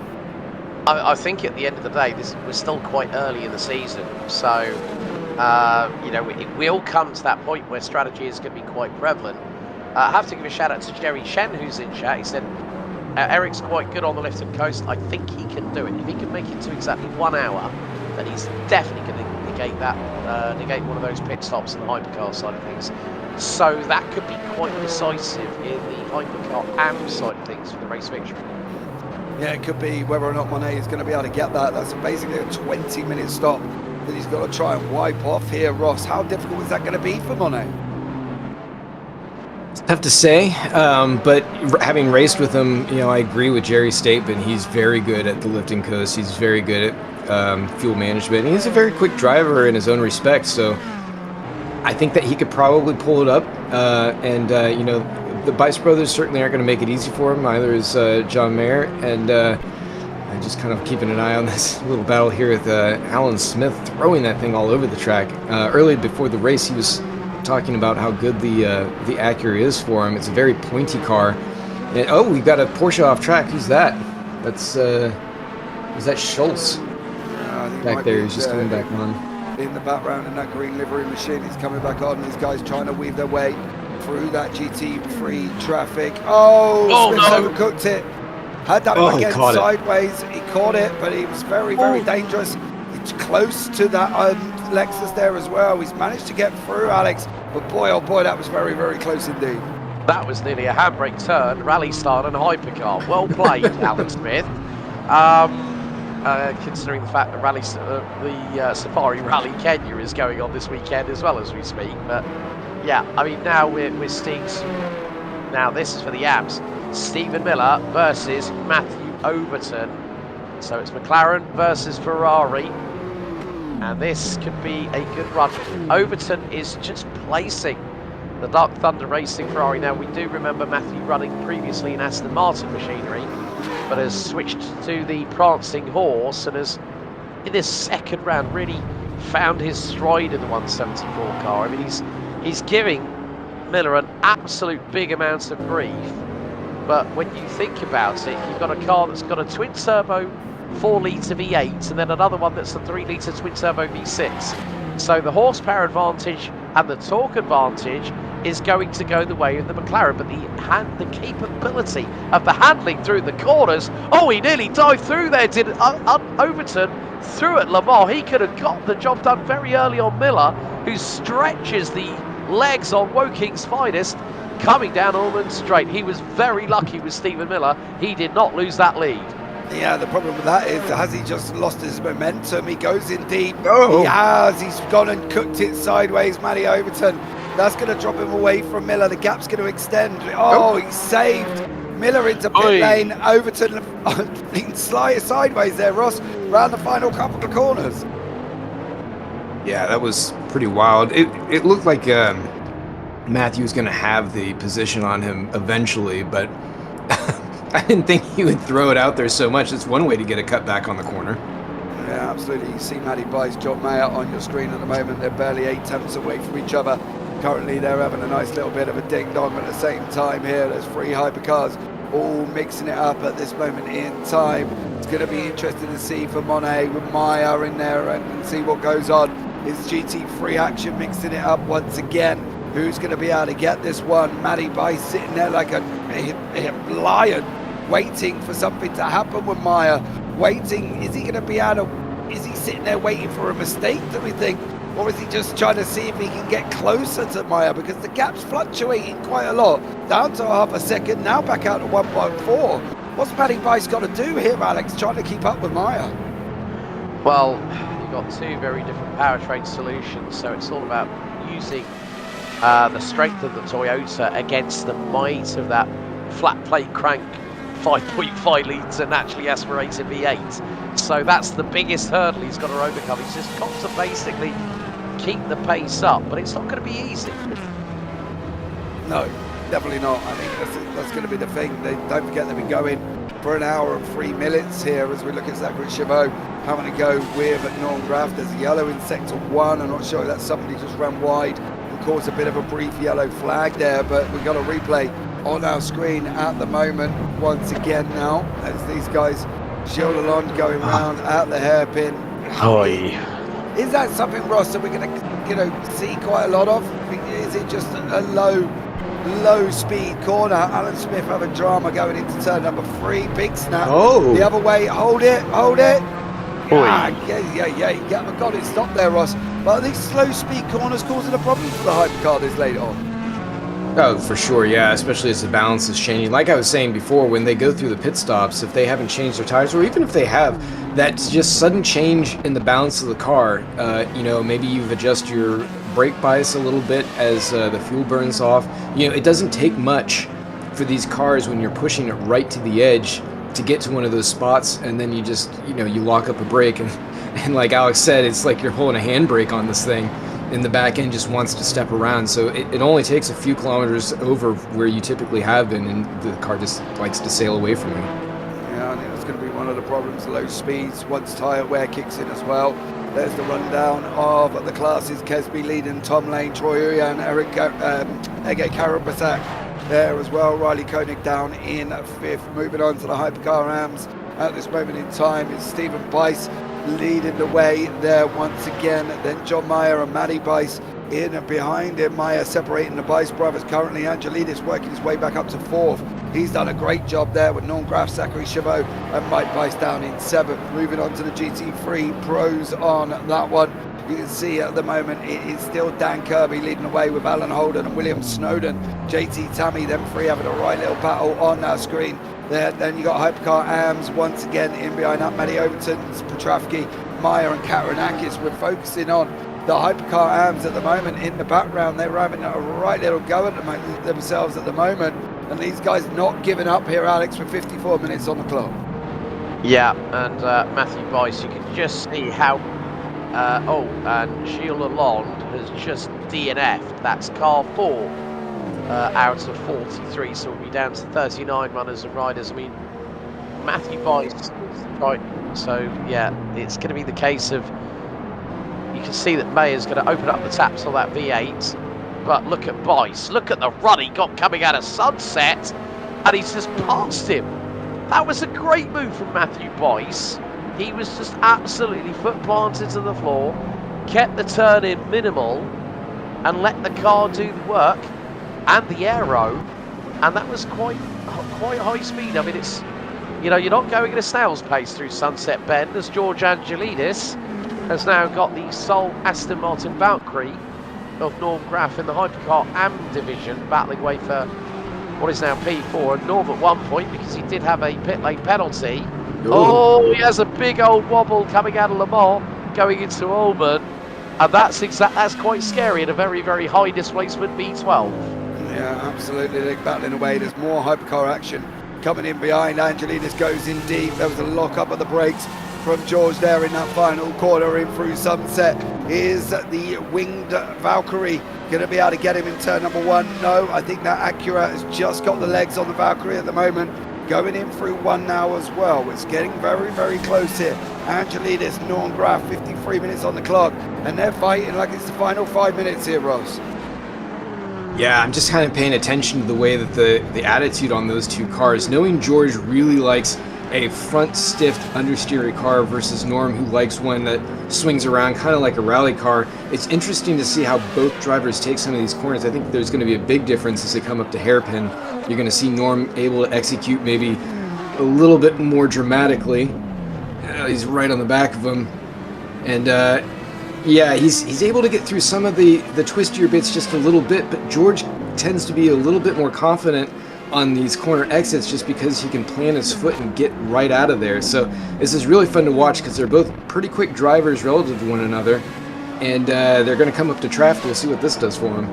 Yeah, well, let's see how this one pans out. There's a Tamarero in front there. That is Alan Holden in the GT3 Pros, 12 seconds ahead behind Kirby, 11 seconds ahead of Snowden. Let's see how this one holds up. Angelidis goes through. Graf's got nowhere to go at the moment in time here.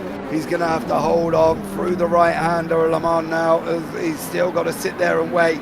Graf's still sitting there waiting. He's still sitting there. Oh my God, poor old Norm Graf. Angelidis just done a run away from him there, Ross. He couldn't clear the back marker, and now Norm Graf's going to have to do it all again, closing up to Angelidis. Yeah, well, he did the right thing. I mean, he was patient. He did not hustle Alan Holden along because there was really not any good position where he'd be able to get by him without compromising both of their cars. Unfortunately, was that Vasilis that we just saw at the entrance to pit road? He spun around. Yeah. We'll have a look back at that in a minute as well, but poor old Norm Graf there just had nowhere to go. Replay on the screen now as well. I think this may have been on the one of Katarinakis through the final corner. He's going to try and dive it in pit lane. Is he going to come all the way up? No, he hit the barrier. Oh, and he goes in pit lane, but he goes in backwards there, Alex. Yeah, he goes in the wrong way. Well, he pinballed the left rear fender, caught the outside ball, and it pinned him, turned him around 180, and he gets in just before Alan Holden, the Temerario. How big a bullet do you need to dodge there for Sebring Katarinakis? He hit the same side on both sides of the exit of Sunset. I haven't seen that in a long time. No, it's not, Ross. It's not something that we see very often there with Katarinakis. No, I mean he's had his struggles here and there, but I mean for this race, I feel like if he didn't have any bad luck, it'd be none at all. I think you might be right on that one, but let's see how this one develops now as well. Graf's managed to get, I believe, onto the back of Angelidis once again. There's a yellow in 3. We'll sure pick up on that. Angelidis at the moment, that's Gutierrez, and I'm going to go, is it Route of the Bruin in front? Yeah. Let's see how this one pans out once again. It's going to be a run here from Route of the Bruin. He's going to try and clear Cadillac in behind him at Gutierrez. He's got to try and open up some room. But there's a lot of traffic going on here now, Alex. There's a lot of people in Sunset. There's a lot of people on the exit. There's the Porsche there, I believe, Dan Kirby coming through. Yep. There's Stephen Miller in front, I think, as well. Or Petrovsky in front of that, I should say. They're all over the place at the moment. And there's a lot going on. And it's just in this short little part of the racetrack altogether. Look, Johnny Gutierrez caught up to, has just caught up to the back end of Woods of De Bruyne.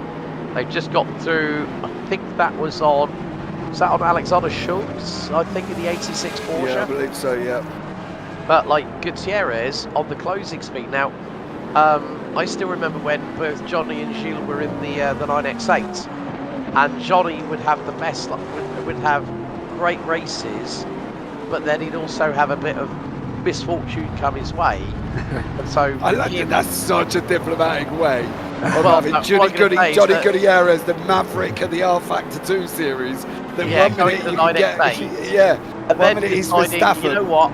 I'm gonna play it safe and go with the caddy for this year. But I think it's more the case of it's another car to relearn.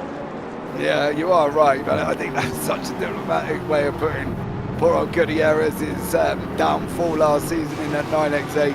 He had an absolutely stonking Verstappen S race, or unfortunately he had a Mazepin race. There was no really in between with Gutierrez, but it was very interesting to watch in that X8 that we haven't got any on this grid, I don't believe, of anybody driving the X8, maybe because they chucked a stupid ungainly wing on the back. That might be the issue, but now we've got these cars having a go at each other. Angelidis and Graf now back to 6/10 again. Graf going once more. That's one of the things we haven't got, Mr. Smith, is the X8. Well, I mean, it's still in the pack. It's just drivers haven't picked it up.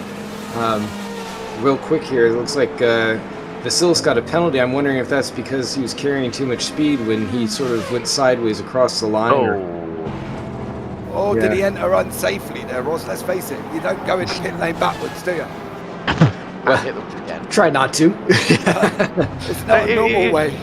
No, it was like ping pong, wasn't it? Oh, I'll hit the outside of the wall going into Sunset Bend. I'll hit the same side of the car going into pit lane backwards, shall I? Yeah. He must have got over the entry line for the speed limit. Yeah, So I wonder if he's that would explain the penalty. Yeah, he's So- probably sat there thinking, I hope they didn't see that on the broadcast. Well, unfortunately, Vasilius, we did. We saw you do it there as well. Graf's just cleared. Angelidis going down into the hairpin for them too. So it's a run up through Fangio into Cunningham and Collier at the moment. But that is now a swap over. Graf takes that full place away from George Angelidis. So he's going to try and get onto the back of Stephen Bice, but it's a long way I think he's got to make up here. There is a Hypercar Pro in between them as well, which is Ollie Day, who's just down on the further end of your screen here. I've just jumped into a replay once more, and this is the overtake down into the hairpin of Norm Graf. It looks like Rossi's going to come from a long way back here. He forces George out, little bit of an elbows out from Norm Graf, got the exit pull. George had no response, but I can tell you what, Norm Graf had to get his elbows out for that one. Yeah, I'm actually kind of surprised. Usually into braking zones, George tends to be a little bit stronger, but in that case, Norm just sent it, and George didn't really try and block him off or put up too much of a fight there. I think he was just tired of being hustled along at this point. Yeah, absolutely. Norman said, I'm off, see you later.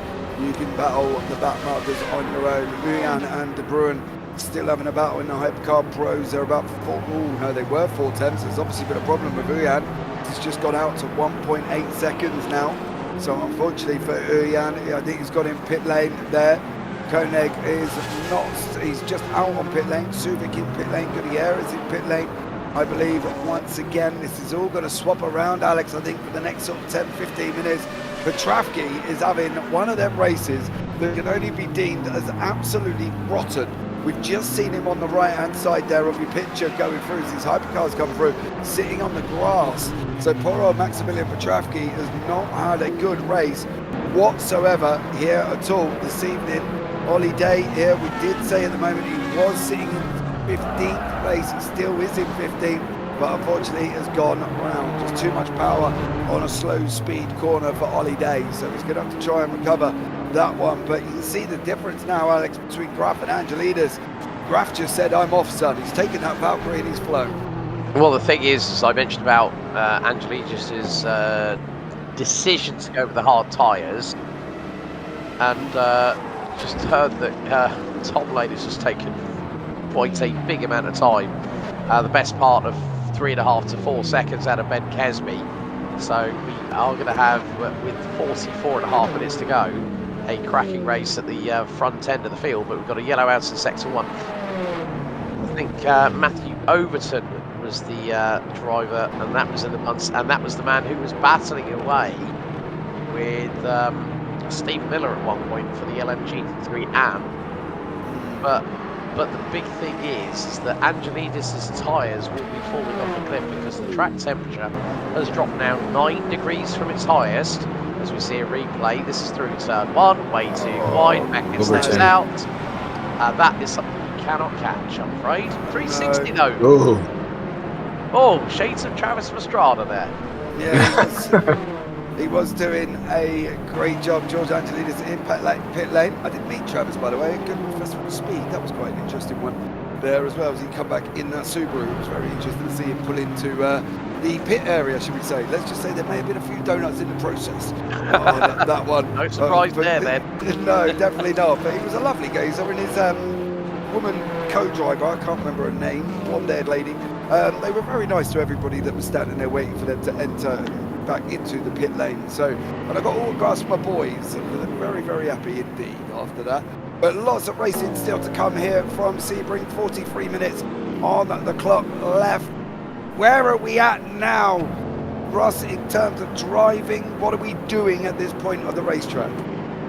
Well, if you're GT3s, you should be thinking about your final stint and where you're at as far as if you've been able to save any fuel or playing out the last bit of your strategy.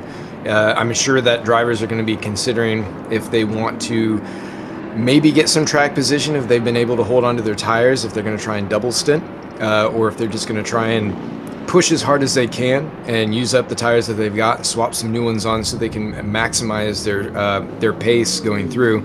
And Hypercars will be doing something kind of similar. They're going to still have another pit stop to do. As we saw George Angelides going in, he's going to be kind of the first. He's actually going to be a little bit tight going to the end, so he's going to be probably thinking about hopefully not having to do the splash and dash. And they are able to adjust the fuel mixture on the fly, which they're definitely going to want to do if it looks like it's going to be close at all, or if you want to try and maximize your stint length. If you've got maybe just a little bit underneath a lap left, you might want to throw it down even into safety car in some cases, just to try and eke out one more lap, so that's one less you have to do on there. But all that's going to be going on. I think George, the only one with hard tires, I think he's going to want to switch off of those. The track is now around 37, maybe even 36 as the sun starts to set. Yeah.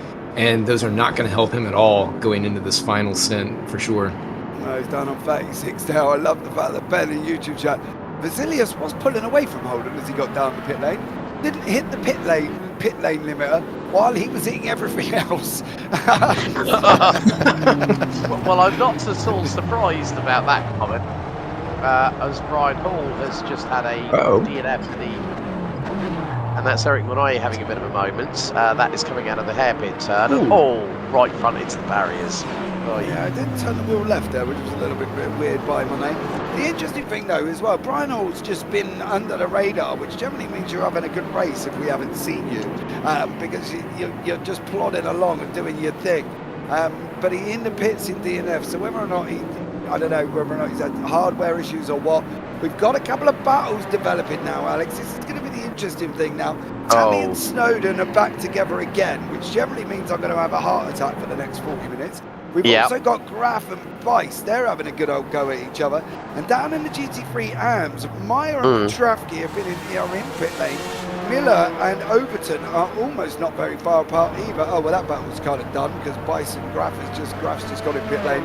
So Bice is on his way. So that's one out of the way I can stop having a heart attack over. But it's going to be here, isn't it, with JT Tammy? Could possibly be also with Ben Kesby and Tom Lane, because Tom Lane just did a 48.1. Kesby, the previous lap was like a 50.5, and Tom Lane has just got into the pits. So with 40 minutes to go, that's going to be tight on fuel, I think. But it depends on how much longer Ben Kesby is going to keep the number 9 British Turkish Racing Ferrari out front, as we see Tammy and Snowden. Oh, it's ding ding, seconds out, whatever round you want to call it. And this is for P2 in the class. I mean, you know, folks, you remember what we saw a little bit early? Oh no! Oh! Who was that turned it? That Holden? I was going to say that was definitely. Or sorry, Smith.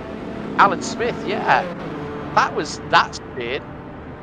92 spins it as Toyota splitting the 2 in GT3. I think that might be one of the Bices. Yeah, but this is where you wish, Alex, isn't it? That sometimes cars would just disappear out the way. Oh, well, there you go. Snowden has just disappeared out the way. It's like shoe fly, don't bother me kind of thing. Yeah, leave these guys alone. They were having a right old ding-dong. Here's poor old Smith going in through Le Mans and gender. Handbrake. Yeah. That's all I'm saying on that one. Handbrake. No, curb on the right-hand side there. Ross caught him out, I think. Yeah, and that's part of the conversation I was having with actually Alan Smith early on in the race, or pre-race actually, when they were going through their practice session. And this is one of the Bice brothers. Where you going? It's a wide one. Just running wide, I think. No drama. Yeah, he's big. Yeah, it's very easily done out that corner. That's separated Tammy and Snowden, Burden. And now we've got the Miller, Overton. This is 2 people battling away in these GT3 AMS once again, of course. At the moment, it's Kataranakis leading the GT3 AMS with Barge, Kruger, Dauger and Miller. So Matty Overton's going to want to try and get some points on the board here, Alex, and because he didn't do it in Daytona. Yeah, and we've got a yellow out in sector 2 now. We did see Miller and Overton battle away over the class lead a little bit earlier to the inside. Deep goes Overton, and that is going to be very, very much picture perfect for the 174 Dark Thunder rating. And it sounds like it was Matthew Bice that might have just scored. Mike, I think it might have been there. Yeah, it might have been Mike Bice that had the moment. But again, you could see how quickly, coming out of the hairpin, how Miller was just able to use the power of the McLaren, but they've got a Ferrari in the middle of them. That's Riley Koenig going through the 34, but Miller just absolutely got hoodwinked by Overton on that one, because Overton saw the door open, sensed it like he meant it, gave Miller absolutely no way to counter-attack, because we've got Kirby and Tammy in the lead of the LMGT3 division. They're now in pit lane, so that'll promote David Yunt to the lead of the race in that class. But Overton, look how quickly he's opened up that gap between himself and Miller. It's now nearly a second.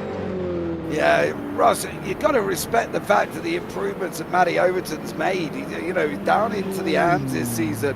He's gone about doing his job, didn't have luck in Daytona. Obviously now leading the GT3s in the AMS in Sebring. He's having a right old go of it, Matty. He looks a little bit more determined this season and a little bit more complete almost as a sim racer. Yeah, I mean, you mentioned it now that he's down into AMS. He was running pro and actually teammate with JT Tammy last year in the Aston Martin. So kind of everything that he would want to expect there, but he just didn't quite have the pace on his own. And certainly as the Aston Martin got a little bit nerfed to bring it back in line with the other cars, it kind of showed that he would kind of have to work a little bit harder, I guess, to show similar pace. And so, yeah, he got pulled down into AMS, and he's doing really well right now. Has a great fight with Stephen Miller. He showed great commitment to the line. And so now he's teammated with Stuart Barge. And unfortunately for his teammate, the team is not going to score quite as many points as they would have. But it's a beautiful sunset here, thanks to Paul, our director, for being able to give us some great views going around the track. It's been a great race to watch, and he's had the camera work very frantically going all around the place for this entire thing. Yeah, he's been looking out for that from the beginning of the race, Ross. That was one of his mental notes. He probably wrote down on a piece of paper, sunset, must get it done on that one. So well done to Paul Glover. Much appreciated to the man who's in my hero there as well. So big shout out to him and the absolutely award-winning camera broadcasting that takes place from Mr. Paul Glover. Absolutely stellar job for him. Oh no! It's Smith again, isn't it? No, I think that's his teammate. Oliver Day got smacked. That's Day. I think it was Boyne who caught him as he was going through that turns 3-4. Yeah, we'll have to see if we can have a look back. Here we go. This is what's just happened here to Ollie Day there once again. And through the left hand he goes. And over the whoa! Oh yeah. Monet was coming back from somewhere. I don't know where he was coming back from, but Monet was coming on his way back from I presume he ran wide on the grass or something, and unfortunately hit him there. There he goes, comes back, goes across the grass. Is he going to go back again? There's a lot more drama coming out of Monet here. Runs in, slides. Oh! No. Punched it just a little too much. Too much beans there, I think, from Monet. Unfortunately, that's taken in Ollie Day now as well. The gap's down to 15 seconds from Tom Lane to Ben Kesby. We'll bring you up the intervals on the left-hand side so you can see them there as well. It was out at 18, but it's still climbing. It's down to 13 now, coming down quite rapidly. Snowden and JT Tammy have just got in the bottom of your picture. They're still having a good old right little ding-dong there down in the GT3 Pros.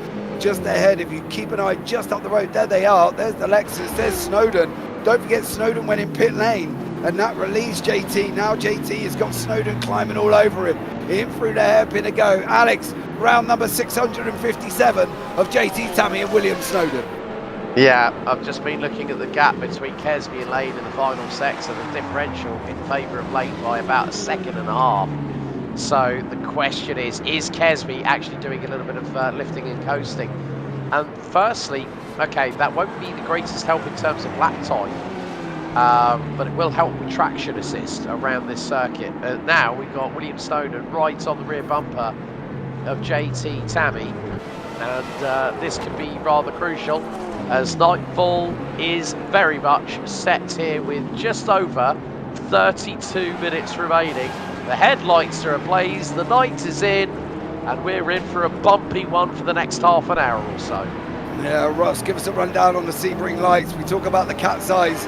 Are they really there, or do they really help, or what's the situation as Kirby is having to go with Alan Holden?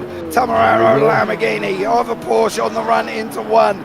Holden manages to hold on to it. Kirby's tucked in right behind him now as well. I think this is a fuel stop situation got on here, Alex, because these two weren't close together. Kirby was out in front by about 15 seconds. So now Holden's got an opportunity. He could do with holding up Kirby for as long as physically possible here, because I'm sure he's got to go down pit lane.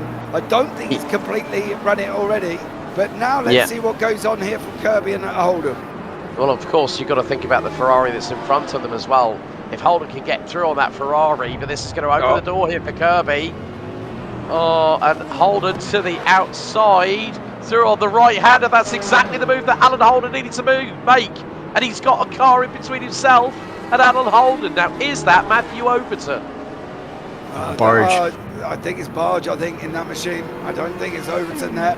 Kirby now 1 second behind Petravsky, and alongside Barge now going into the right-hander of Cunningham. Barge says, nope, not having a part of that. Thank you very much, Petravsky. On your bike, sunshine. I ain't going near you. You've spun more times than Kylie Minogue, and I don't like the idea of getting close there with that one. So Barge getting out of the way of Petravsky now as well. We've still got more going to happen here between Kirby and Holden. It's going to be a rundown. Is this going to be the first win for the Tamarero as we jump to a replay now as well? Who are we going to see coming through here? That's the Snowden-Tammy situation. Oh, Snowden's off! Snowden's off. Smith, I think the Smith gone with him, or Day gone with him. Day.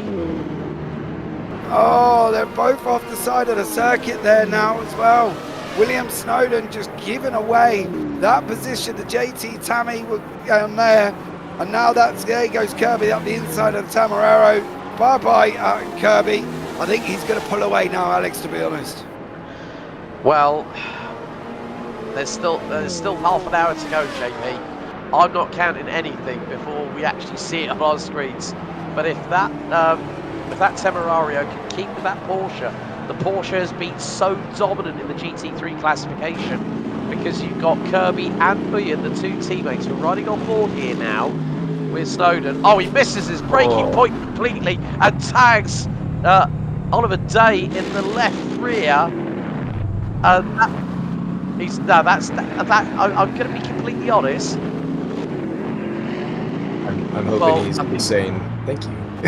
I don't think he's saying thank you. That is the case of what on earth was that? Or he's warning drivers coming at him that he's out there, don't hit him again. Yeah. Please don't hit me. Please don't hit me. It's like a comedy martial arts film that's all gone wrong.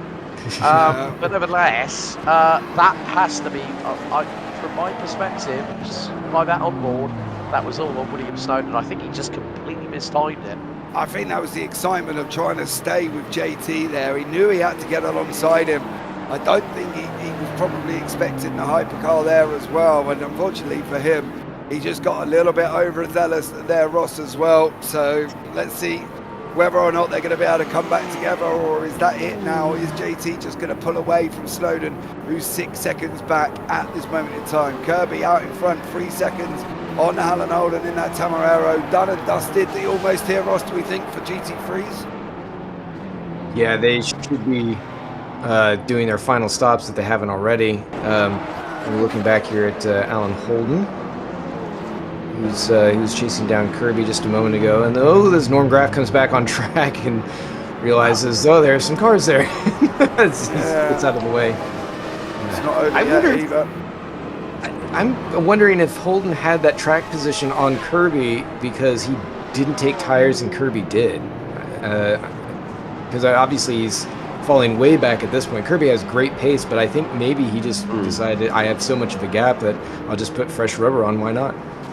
Yeah, looking at the lap times between the pair, the last indicated laps, Daniel Kirby 2:1.1, Alan Holden 2:5. So yeah, I think you're right there, Ross. If Alan's decided to save the last set of tyres, but the big thing is that when did he last pit? Trying to find that.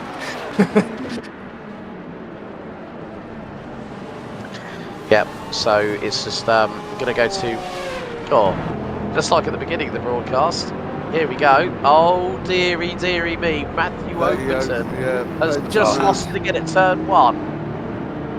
But luckily enough, he had a big enough lead ahead of Maximilian Traffic there. Yeah, that's not a good corner for Overton at the moment, unfortunately, going into turn number 1. Dan Kirby, Alan Holden will try and get the pit time or pit lane lap times for us, because I tell you what, I think that, as you say, it might have something to do with tyres, but how far can Holden go? We're going to find out very, very shortly, I'm sure. But everything's starting to come to a little bit of a head at the moment in time. No real dramas for anybody. People close together. We've lost 4 out of the 44. 5, sorry. Out of the 44 we had. We've lost Concalves. His internet went ping. Jerry Chen, Carl wouldn't start. Kingsbury went and absolutely rogered the barrier. Calvin Gallagher was literally upside down at one point, and Gilles Lalonde went into the pit lane and just DNF'd there as well. So let's see how these guys get on for this ending on this one here. Who's going to be battling back together, do we think, here, Ross, coming into the final 25? hard to say at this point. I wouldn't be surprised if something happened where Tammy and Snowden got back together again. If something happened, although Tammy's pretty rock steady with a lot of his pit stops and timing. So, but like Alex said, you can't call anything at this point because there are just too many hypercars and GT3s between everyone else on track. So it only takes a moment to just send somebody off or have a big moment and close up any of these gaps that might have been happening. I mean, somebody could run Kirby off the road here at the hairpin. Yeah. It's a complete crapshoot. Yeah, absolutely. There's if we could bring you up a former track map, you would see where everybody is. There's so much of a mix here that would completely blow your mind where everybody is. There's hypercars that are one lap down in the pros. Lucio and Charles being one of them, Dahlgren being another one. The hypercar AMs, they're all a lap down. We've got Clark's 2 laps down, Monet's 2 laps, Zachary Chauveau, Smith, Angelini's 2 laps, then Norm Graff, Matthew Bice, Stephen Bice. They're 2 laps down on the leader, which of course is Ben Kesby. There's a lot of mix up here, Alex. This is not even like we've gone out to bake an actual pie. We've gone out to bake a buffet of an assortment of everything, and we never know where anybody's going to be come the end of this. Yeah, it's like someone's decided to bring a big old Spanish paella with them, just for good measure here at Sebring. But Tom Lane is really, really putting in the quick lap times. His last one was a 48.3 for Kesby. Lane, a low 47.5. So Tom Lane knows that he has got an opportunity of closing that gap, and at some points he's been 1.5 seconds to 2 seconds quicker on a lap, let alone even a sector, when it comes to him versus Kesby. Also with regards to that, track temperature, gentlemen, has now fallen below ambient for the first time this race. We are down 19 degrees. Our highest was 46 degrees centigrade. We're now at 27. Mike Bice, I think, has just entered pit lane for what will be his final time if it's not penalty induced. When he's all the way down at the... Ben Kesby has just gone off. Oh, that lead that was 8 seconds, it's now nearly halved. Here's the replay for it. So we're going to see what happens to Ben Kesby. Oh, and it's straight on at the hairpin, just off of the Fangio chicane. Ben Kesby goes rally crossing in the number 9 Ferrari, and he lost a big amount of time, nearly 2 seconds in the middle sector. And this now says to Tom Lane, he'll see the delta, he'll see the relative. So he's going to fire it through into Sunset Bend. So we're going to complete lap number 54 of this race now as we speak. Kesby will come across the line. 1:51.2. Tom Lane, 47.4. Gap now down to 4 seconds, maybe less. Let's see how these guys are going to come back together at some point here, Ross. Is this the tyre situation we're seeing here as well? Troy Uyan trying to go around the outside of Karabasak, in through the final corner now as well. This is for 3rd and 4th in the Hypercar Pros. Troy Uyan on the right, got the job done over Karabasak. Karabasak's trying to come back at him, going into turn number 1, didn't quite get the job done. He's going to have to sit in behind him here, Ross. But Karabasak, got a bit close to Uyan on there. Just managed to avoid it in Ross. And at the moment, these two still going at it. We actually lost Uyan. He dove into the pit. That's the one to lead us in front of him, who he's now trying to avoid running into and trip over. They've got another stop to go. We're starting that cycle now for the hypercars. We shouldn't see any GTs going in unless the fuel strategies for them ended up pacing it out just a little bit, where they might be later in the race having to do a bit of a splash and dash. But now we've got, I think it's Bradley Sellers is slotted into that 4th place spot. But that's going to be temporary because he's not pulled up enough to quite clear that gap. But we'll see what the final stop does. Like you said, with the tire situation, I think that's kind of mixing some of these things up. We saw it with, I believe that was a Kirby Holden situation, although that gap has sort of steadied out a little bit more. It's at 7 seconds. And then what we saw with, I think it was Kesby and Lane here. So I think I think Lane, either he had tires or he managed to hold on to them much longer because he just was collapsing that delta tremendously over the last stint. But he's going to have to come in here, I want to say, within the next lap or so. Yeah, Kesby down to 2 seconds now, losing that absolute heap of time. They're coming up to the back end of Angelidis, I believe. In front of him, there's a yellow in 3. Let's see what goes on here as these guys continue to fight. Kesby now tucked in. He's going to want to try and clear this car as soon as possible. On the lights he goes. Here we go. He's going to try and go around the outside. Is he? He is. Angelidis takes to the inside, I believe it is. Through he goes, Kesby. Lane 2.1 seconds. Going to have to deal with the same amount of traffic as Kesby at the moment here. And this is a replay. Talking to George Angelidis, I fear this could be him. With Kawasaki in front. He's chasing down Norm Graf. Oh, he hit Norm. Whoa! That was Norm Graf. He just absolutely punted from pillar to post there. Yeah, he absolutely went in deep, absolutely smacked Norm Graf clean on the rear end. And now they have swapped back positions. Angelidis. Here we go, race again. Here race we go lead. once again. Kesby now as well, trying to catch up to through they go. Tom Lane sitting half a tenth back at this moment in time. Through Genderbeam, through Le Mans. There's traffic there as well. But Trafke in the mix at the same time. Barges is there. Now it's going to be a run down the Ullman, down through the final corner. 19 minutes to go. Our leading pros have come together, Alex. This is what we wanted throughout the race. This is a tyre difference surely going on here. Have both of them got to stop, or are we only going to see one diving in? Well, Kesby just lost 2 seconds on the middle sector as we'll complete lap number 56. And it's number 9. So, Lane pitted 12 laps ago. Now, the thing is, with Kesby, it was 11 laps, so he pitted a lap later.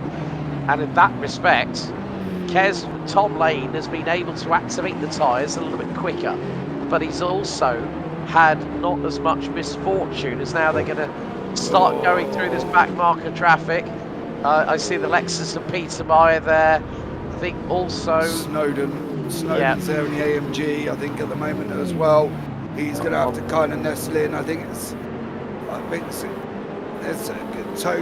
totally different from Tom Lane. We believe he was on changing tyres on that last stop. We feel they're going to have one more to go, I think, here, Ross. How far can they go, Ross? They're 12 and 11 laps in. 13, 14 maybe at the moment now, because they have passed people since Alex told us that information. How much further are they going to be able to go before they've got to go into pit lane again? Is this going to be within the next couple of laps, or are we going to see them drag them out, do we think? I want to say that they're coming in at the end of this lap. I could be wrong. They might have another one in there, but that's going to be really close. They've got to come in. I mean, there's going to be one more before the end of this. They can't go on much longer than that. But I'm just wondering what that's going to mean coming out of this, depending on who's getting compromised and whatnot. Because like we were told, that Tom Lane has the tires. So at this point, Kesby is on the full defensive to try and hold on to that position. And he's going to lose a chunk of time in pit lane, Alex, having to get them tyres off as well. Lane's going to try and sweep on the outside. Is this going to be the moment? Kesby chops his nose off harder than the plastic surgeon who done keep Kardashian there as well. Here now is going to be a run down into one. Kesby in the front on the right hand side of your screen. Lane's going to sweep on the outside. Lane's got grip for days, let's not forget. Kesby's going to be sliding like Bambi on ice at the moment, caught towards the end of this stint. 16 and a half minutes to go. Kesby, Lane, back marker. They're going to want him to move as soon as possible, Alex. We've had a chat about the blue flags in the green room beforehand, but I can tell you what, I bet Kesby and Lane are wishing we were following F1 because they need them guys out the way. Yeah, definitely. The pit stops for the respective drivers. Lane, 85.2 seconds. Kesby, 69.6. So about a 15 to 16 second differential between the pairs. So Tom Lane is on fresher rubber, which gives him the dynamic advantage trying to put the frighteners here on Ben Kesby. Now also the thing is, Alan Holden is on hards. He has basically had to say goodbye to Daniel Kirby, who is now 10 seconds up the road in the lead of the LMGT3s. But yeah, I think it is the case of, if Kesby has to pit for tyres, that will effectively give things to the man behind him who's got grip for days. They're now coming through into Genderbean and into Lamar, and then the run down Ullman. Now, this is going to be quite close. We're heading in towards the final quarter of an hour of what has been an absolutely rip-roaring roller coaster for 2 hours here at Sebring International Raceway for round 2 of the series. And that is one of the GS.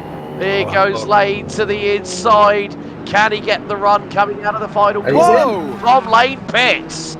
Big development there. Does he know that Kesby's got to take tyres? If Kesby doesn't there, Ross, he's going to come out more slippery than anything, isn't he? At this moment in time. I don't think he's going to do it. Oh no, been to the back of the GT3. And bang, GT3's off an audition for the upside down and straight to face there, I think. There, Petrovsky again managed to get his race settled in the middle. Now he's come to the end, bounces the curve again on the way in. Runs wide, is he going to go and spin it round? He's not. And then our poor old Alan Smith once more. I remember a footballer called Alan Smith. He used to work for Arsenal. They called him the donkey at one point. I'm not saying that's relevant. But I played for Arsenal. I'm not sure if he's that worth the same thing, but I can tell you about it. Poor Alan Smith there on that one. But anyway, here we go. Kesby's out in front by 30 seconds. Lane dived into pit lane there, Ross, as well. It should be just fuel stopping if he's going to double stint them tyres, because he surely must know that Kesby's got to take them. I wouldn't. If I were Kesby with 14 laps to go, I am not putting new tires on. I'm going to just try and press my fuel advantage. He's got 1 lap to that guy right there, Tom Lane. So he doesn't have to stay stopped quite as long, but Tom Lane is going to absolutely whip that Ferrari as he's going around the track to try and make up that little bit of a loss there. I'm going to guess that it's going to be maybe a couple seconds difference, if that, in terms of just how much he's going to have, assuming that everything else is going to be the same. Just hope nobody gets a penalty coming through here. That would be terrible to disrupt this battle with something so technical. Oh, Vice, 4.8. Maya. Send him off. Oh, dude. Oh, yeah. That was on the exit. Of Lamar. Oh, they've both gone That was round. both of them. I thought it was just one. They both went. Yeah, well, I think it was John got it. Yeah, he went off the circuit, turned in, and then on the exit of Lamar, Matthew was trying to turn right, clattered into the right front fender of John, and then all hell broke loose between the pair. Here we go. You can see that's Maya in front. Vice coming through.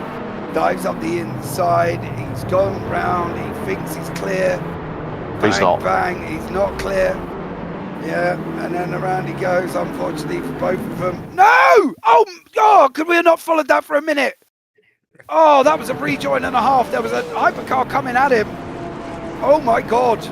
Whatever went on there was going to be a dramatic moment, wasn't it? Because somebody was going to need brown pants, or at least some clean ones. Well, they would have had that brown one. pants. Yeah, they would have needed some new ones after that.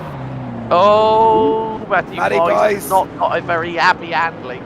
No. Toyota at the moment. Meantime, however, Edge Kanamasaka's pitted. So, gap with 12 minutes and 10 seconds remaining. 59.1, well, call it 53 seconds. Now, the big question is, when does Ben Kesby park the number 9 in the pit lane, and how quickly can Tom Lane drive the 050 like he stole it, and bring it, drag it around the circuit, kicking and screaming by the rear wing to try and close that gap to Kesby, because Kesby has now pitted. Kesby is effectively in pit lane as far as I can see. Yeah. So, they should put Lane close to him, I think. This is going to be. Okay. He's going to come out very close, Alex. I'm going to keep a check on Tom Lane's sector times as he comes through. 29.8. Yeah, he's down there at the moment in through Genderbean. Yeah, now into Lamar. So this could be very, very close indeed. Yeah, Overton and Kruger as well. It's not. Kesby's well out. Kesby's well out in lane. That traffic on the way in just did not do him any favours. Lane's gone round the final corner. Kesby's just got the exit of pit lane to go. He's out in front. He didn't just steal a gap. He took a country mile out of him onto pit lane, onto the racetrack, sorry. Kesby goes 5 seconds quicker than Lane in pit stop. Kesby's come out on the slippery, slidey tyres that he did not change. Lane's still running double stint in the ones he has changed. Is this going to come down to a tyre fight again, Ross? And has Kesby got any life left in them tyres? Can he get them tyres to the end? Or is he going to slip harder than me on ice? Well, I think at this point they're in a position where I don't think his pace is going to change too dramatically, but it is still quite a bit slower than Tom Lane's. And with about 10 minutes left to go, it's a question, can he make that up in like 5 or 6 laps? He's got traffic behind him and in between him. You can't even see Kesby up ahead. So it's game on. He's got to put the pedal down and not make any mistakes if he has any hope of chasing that Ferrari Kesby's down. Absolutely, we got the Bices there as well. Stephen leading with Maddie in second. Maddie's having his own little bit of a fight at the moment with Maya. Them two have been velcroed together. It's almost like the bungee machine. One gets away, the other one pulls him in. The other one gets away, he pulls him in as well. So lots of action still to come in the Hypercar AMS. All the others have kind of settled down. Kirby leading the GT3s over JT. JT's had fighting and a half all the way through this race. I can tell you what, if that man hasn't lost about 10 stone throughout the full square, I'll be very, very surprised. Snowden, Holden, Uyan. Holden had a great going in that Tamarero. Was sitting in second place at one point. It's now dropped down to fourth there, unfortunately for him. Petrafsky, this man is literally, I'm going to call him God or something, because he has dragged that McLaren through more spins than I've seen a Walks do at the fairground. He's now got it to the lead of the GT3 AMS, Alex. Maximilian Petrafsky doing a whispering job. Has he eliminated his final stop?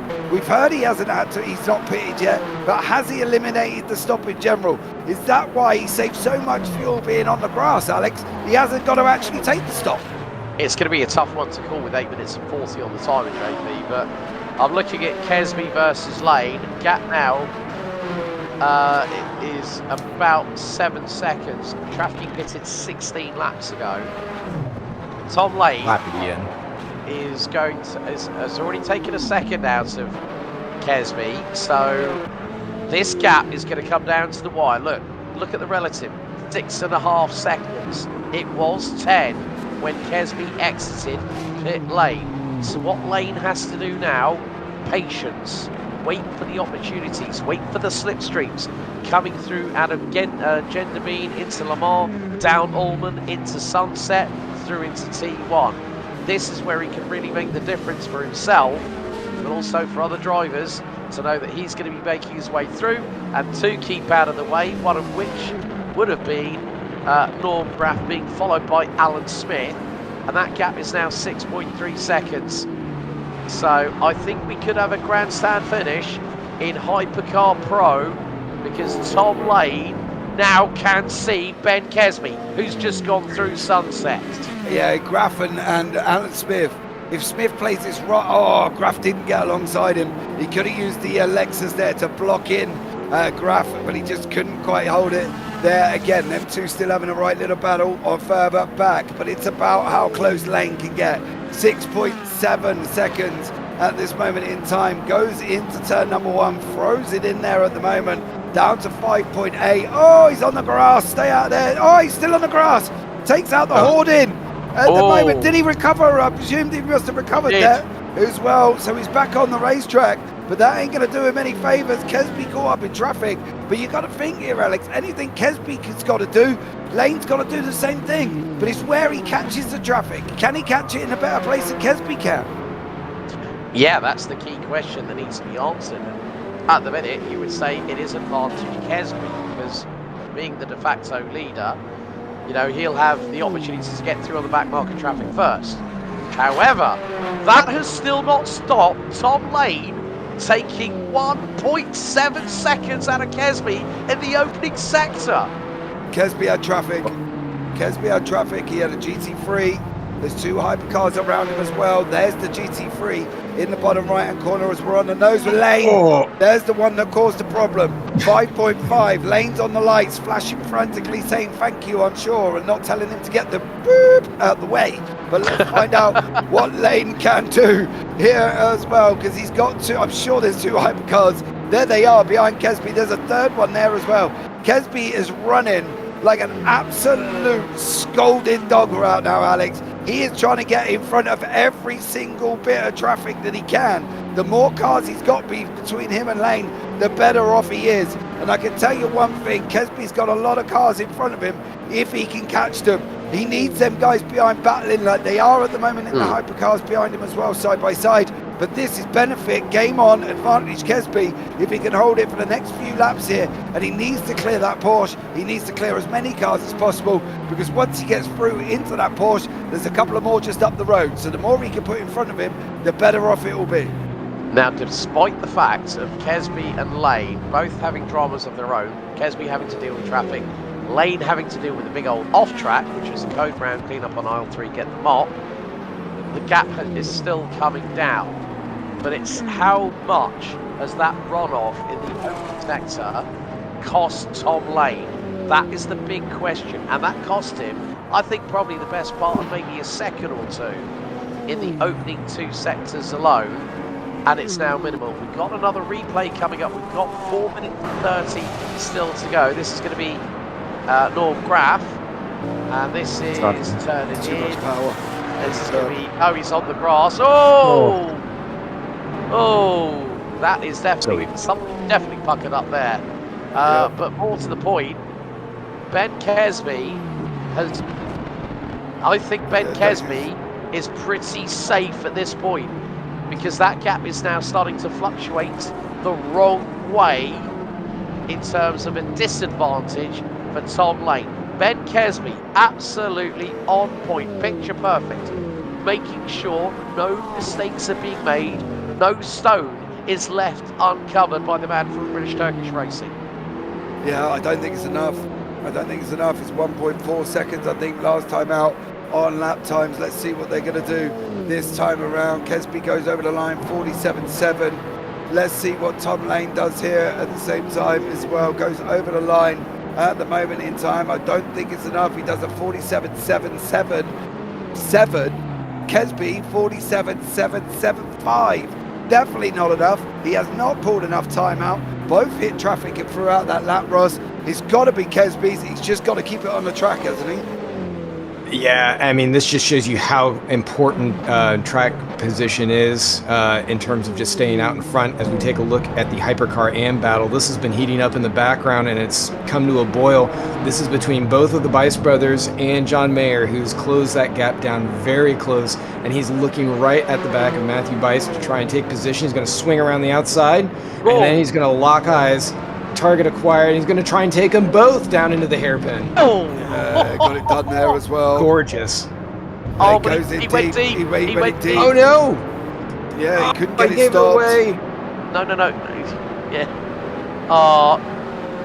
Yeah, he couldn't stop it there as well, Alex. Unfortunately for him, Mayer's going to have to go again. This is Matty Bice, Stephen Bice, John Mayer, Bice, and then Matty goes in deep as well. Now it's all kind of thrown away. Can the brothers stop John? That's the question. They need to group together. They really need to gang up here, Alex. It kind of, needs to be the bully in the playground, and John Mayer's the one that needs to do gets bullied, because otherwise, if he allows these two, well, you can see it there as well. Stevens dropped away frantically.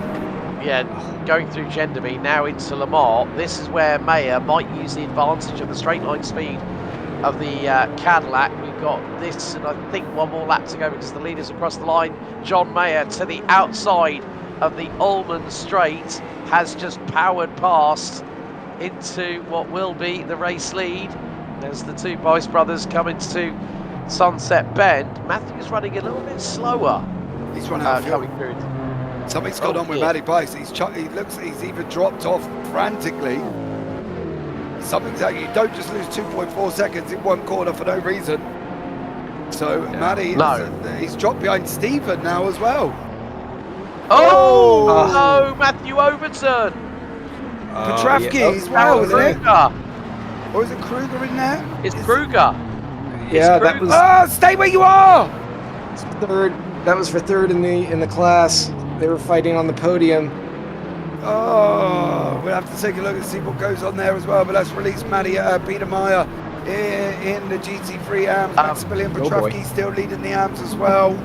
I'm going to Here's say the this, replay. Ben Kesby's lead is now 3 seconds, but here we go on the replay. Oh, Matthew Matty. Overton left it way too late. Slight touch on the rear end of Daryl Kruger, and through goes, that's Alan Holden that was in the aftermath. So, but there goes Tom Lane. Oh, Tom Lane is now 1.5 seconds behind as Overton finally gets going. This could be a pretty exciting final 4 miles, gentlemen. Oh, and he can't slow down. Because He can't slow down. Kesby is now finding traffic when he does not want it at the most needed time. He wants Across the line. clear air. Yeah, he that needs the 3 seconds. He's got to stop. Oh, he they're gonna have didn't. another lap. He This took is it. another lap. Silly boy, Kesby. He just needed to back out just a minute. Lane nearly getting into the Porsche there as well. Kesby had an opportunity. He just had to back it up a couple of seconds later, barely any time at all, to get over the line, just enough to call it done, dusted. He would have took the win. He went over the line with barely a second remaining. Now there's going to be one more lap. Now the pressure's going to be on. This is going to be a final lap for the masses here. There's traffic there as well. Down into the hairpin. We're halfway through this lap now. Ben Kesby has got some holding on to do once again. He needs this traffic. He needs to grab this traffic going into Cunningham, because if he doesn't, he's going to be stuck behind it on the run through Collier, through Tower, coming out the other way, side through Floyd Fortress. He's spinning cars there as well. That looked like Smith.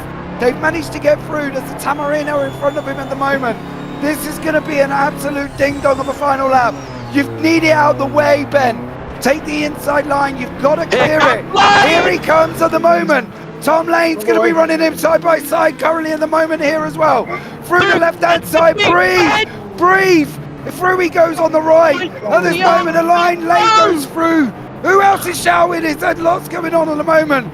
Tom Lane's got through. On the final lap, ladies and gentlemen, Ben Kesby's going to try and come back at him again into the final corner. But I think this is going to be Tom Lane's win. I don't think he's going to be able to get it here. Kesby's got to dive harder than a submarine. He's not going to be able to do it. Tom Lane, he's got stuck. There's contact on the final corner. It's going to be a run down to the line now as well. It's going to be a race. Oh, it's him. Oh, Lane's got it. Miller revolved. Kesby on the run down to the line. Lane got hit on the run. Kesby took the win. But Tom Lane got hit. There was a lot of GT3s going in. I don't know what's happened. We'll have a look on the replay.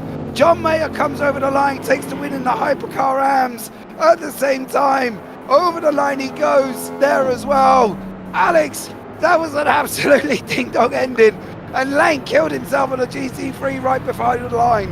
Well, that GT3 car was slowing as well. Tom Lane, you are a very, very lucky individual. Like, I don't know who that was that was slowing. I don't think it was Petrovsky. I think it might Stephen Miller was the one he hit. Miller, yeah. Well, Miller must have run out of fuel then, because he was at an absolute crawl. But Tom Lane, you know, what we saw was the previous lap.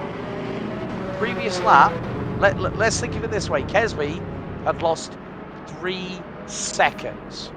3 seconds. Yeah. Let's have a look at the replay here, because this is going to be a big telltale. So they got stuck behind the Acura. There's the side-by-side contact. Lane decides to go thread the eye of the needle, misjudges it. Bang! There's the contact. Oh, it was Petrovsky. Petrovsky. I think that was Petrovsky trying to slow down, because if he let them go through, he wouldn't have to take that other lap, and he won the GT3 AMS anyway. But what he doesn't realise he's done in the process, Alex, by slowing down to not have to take the extra lap, he's affected the end of the race. Not on purpose. You can't say he did that on purpose. You can only say that they didn't see how slow he actually was. But I think that might have been the plan by Maximilian there as well. If he slowed down enough, he didn't have to take that final lap. He would have wrapped up GT3 AMS. On the upside, he did take the win in the GT3 AMS. We think he eliminated a pit stop, but then again, he spun a lot. So Petrovsky takes the win there as well. Kirby takes the win in GT3 Pros. Maya winning the Hypercar AMS. Everything was so thick and fast. Kesby and Lane coming over the line.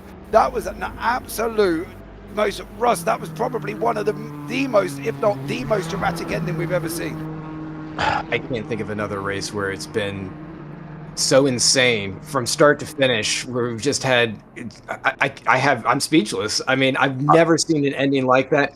We've had beautifully close finishes in the past. You know, I think of the one with Mike Bell and I think it was Bradley Sellers, who's they're running all the way out to or Daniel Herlock.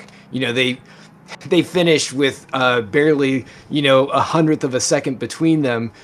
But I mean, that was just close. This was close and just insane. I've never seen an accident like that at the end. I mean, I thought it was over for Ben Kesby once Tom Lane had gotten by him, and then he just absolute chucked it through to the end. And then I thought for sure there would be a drag race. And then Tom Lane, I did not see him hitting that car there.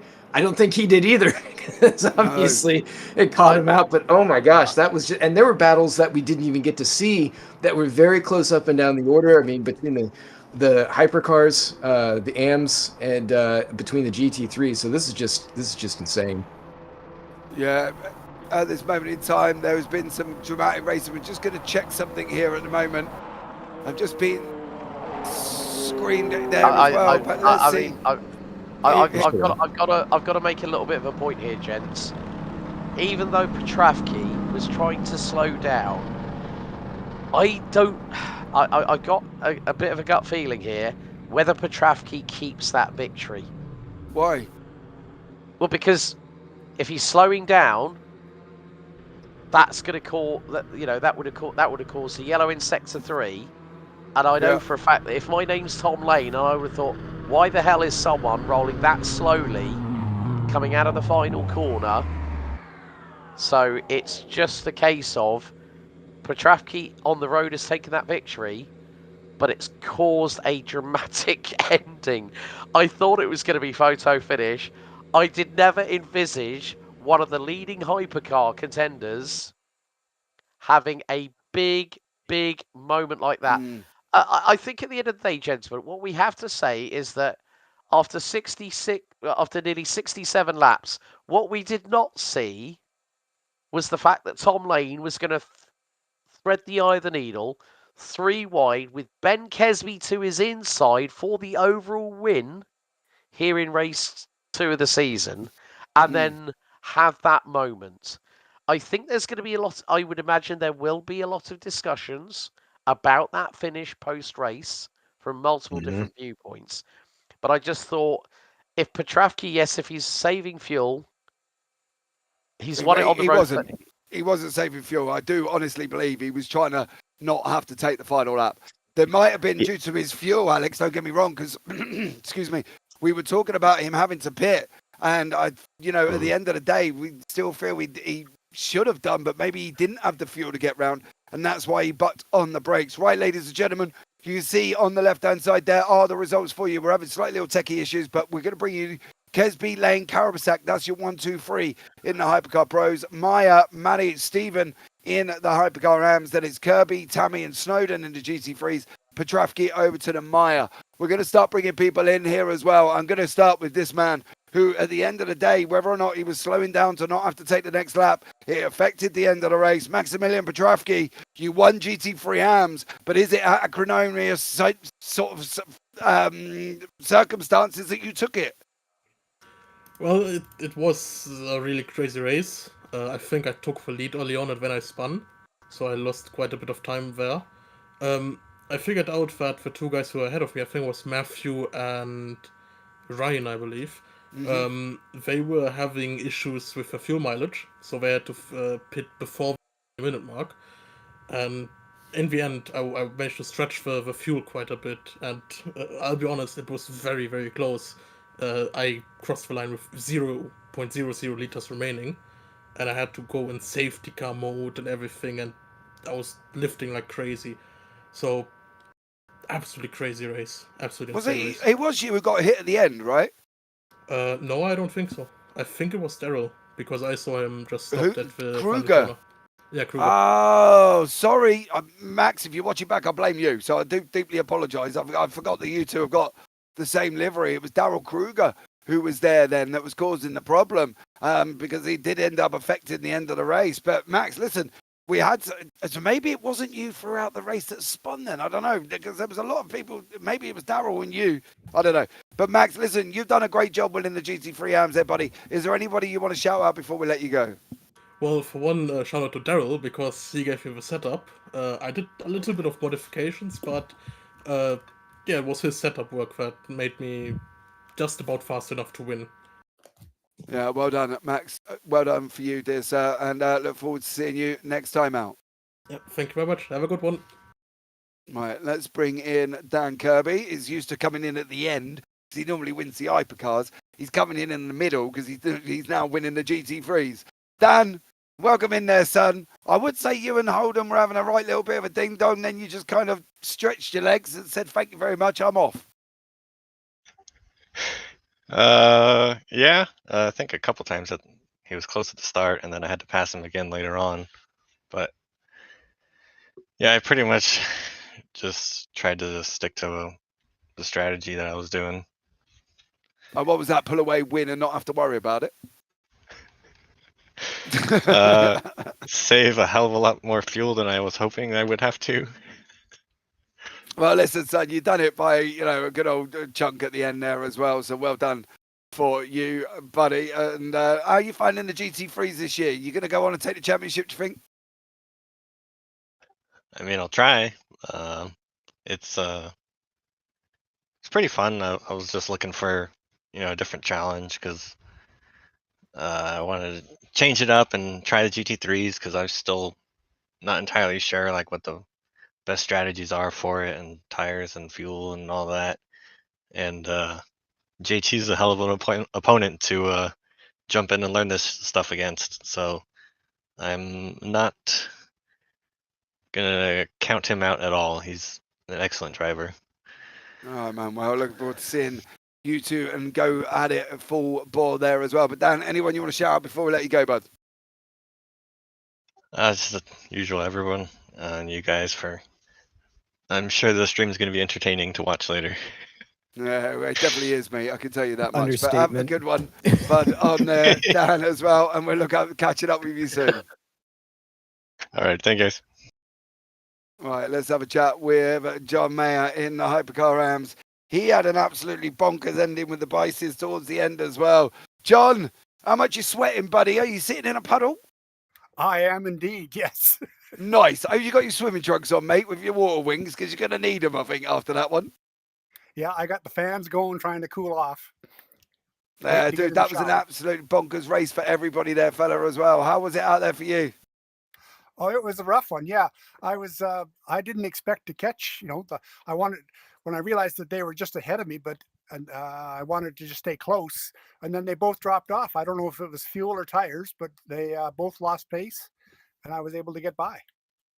Well, it was an absolutely stellar race there, bud, and a stellar win as well. What's the ambitions this season, John? Oh, I'm just having fun this year. Last year was serious. This year, I'm partnered up with brain fart. You're partnered up. You're partnered up with Carl. somebody somewhere that somebody's in the same team as you. Another squirrel named Carl. Yeah, well, it's definitely you and Matty Overton. Is that right? No, that's for the 81s. Oh, that's for the 81s, isn't it? Oh, who are you then? Hold on, I did have to see. I'm with Carl Stroll. Oh, Carl Stroll, are you? Yeah, and Crazy Squirrels. Oh, okay, mate. Well, you go and have a good one. Hope it works out for you there, John. But well done, buddy. Anyone you want to shout out before we let you go?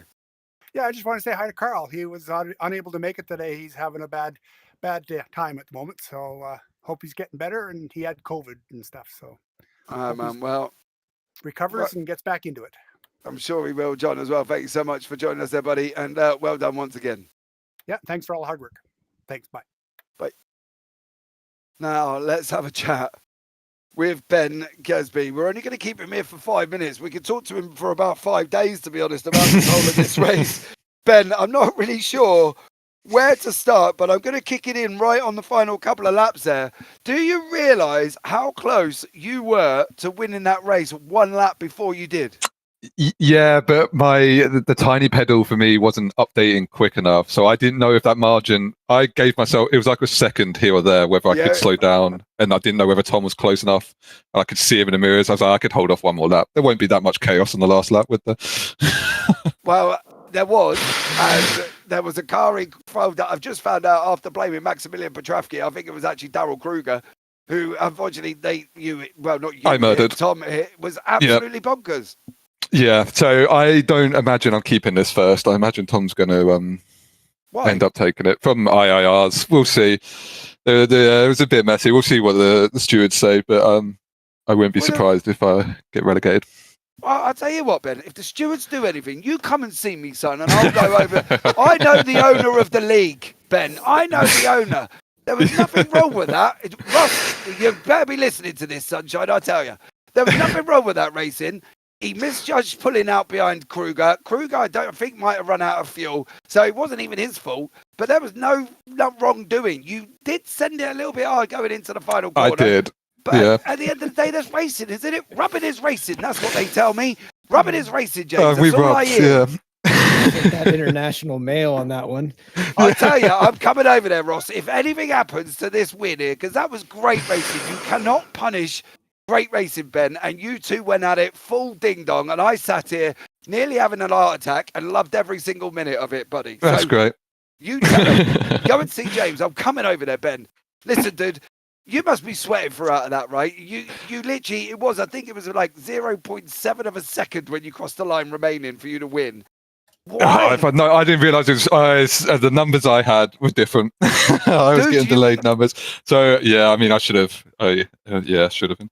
I mean, I bet you didn't even see me most of the race. It wasn't until the last stint, essentially, wasn't it? Well, no, we saw you get involved in stuff and that, and obviously a little bit, throughout the whole race there. But yeah, it was well below a second when you crossed over the line. You did not have long left at all because we were shouting at the screen, slow down. He can slow down. Ross is going mental, going, slow down, slow down. Yeah. You didn't. You just went straight over and took another lap. But it was absolutely nuts there, mate, as well. If that's the season we're going to have with you and Tom, surely we're in for an absolute banger, aren't we? I wouldn't mind if it became a little bit calmer going forward. I'm sure my heart and blood pressure would think the same, mate. It was full exercise doing that race, yeah. Listen, dude, it was absolutely stunning. I loved every minute of it. And George, if you watch it back, there better not be no penalties. I can tell you that much. Anyone you want to shout out, buddy, before we let you go? Just great race with Tom. It kept me honest the whole way, and then exciting in the end. And then obviously George and everyone that runs this, and you guys. Yeah, well, definitely go watch that again. Yeah, you definitely should. There, you hear the temperatures rising up in the booth there at the end. Stunning race, Ben. Let's hope you do keep it, mate, because you fully deserve it after that. And I'll catch up with you soon, buddy. Thank you. All right, there you go. There as well, Ross. There ain't penalties for that, surely. It comes down to what gets filed and what the stewards decide. That's there's nothing outside of that, unfortunately, when it comes to those types of decisions. So we'll just have to wait and see. Alex, don't Ross Smith. Don't make me come over there, son. I'll tell you. Well, firstly, I've got to make an apology, Maximilian Petrovsky. My apologies, first of all. Yeah, we did blame Max quite a lot. Didn't we? I mean, to be honest with you, it is a difficult one to call, but I'm not going to sit on the fence. It's one of one and one of the other. It could have gone either way because they were both battling hard for the race lead. It came down to final corner, final lap, dramas ahoy. Who knows what the outcome might be, but nevertheless, we had a bloody good race. I'm hoping Tom sits there and goes, I would have done the same. Because that's where the IR is going to come from. If there's going to be anything, it's going to come from Tom Lane, right? Because obviously they're side by side. So I'm hoping Tom sits there realistically and goes, to be fair to him, I would have done the same. The door was open. He left it open as well. So realistically, it was kind of brought on there as well. It's like almost dangling a hamburger in front of my 15-year-old son and going, the only way you're going to get it is by fighting me. I can guarantee the hamburger will win and he'll eat it. But at the end of the day, if you leave the door open, you're inciting trouble. I'm hoping, Tom, if you watch it back, son, don't do anything, because that was an absolute banger. And he just got up the side of you there, Ross, as well. I think that's the only way we could put it, surely. I'm just stunned by the race start to finish. I mean, that starting with the very end, coming through it, Tom Lane had mentioned in the chat here that he had a bit of net code. And to be honest, as tight as Tom Lane will run it and how much he'll push it, I certainly wouldn't see him purposely or even accidentally hitting somebody like that, when you're that close at the end. So I would tend to believe that, yeah, in that case, there was a bit of net code and he was just trying to run it close. And that unfortunately did take place. And as he was saying, he was actually out dragging Ben too. So that would have been a right to the line moment. But the whole race, I mean, we from the very beginning, we saw all that calamity down into the hairpin. I know that George Angelides is probably, he's cursing himself more than anything for taking out rival Jerry Chen, because that's not how he wants to compete with his rivals at all.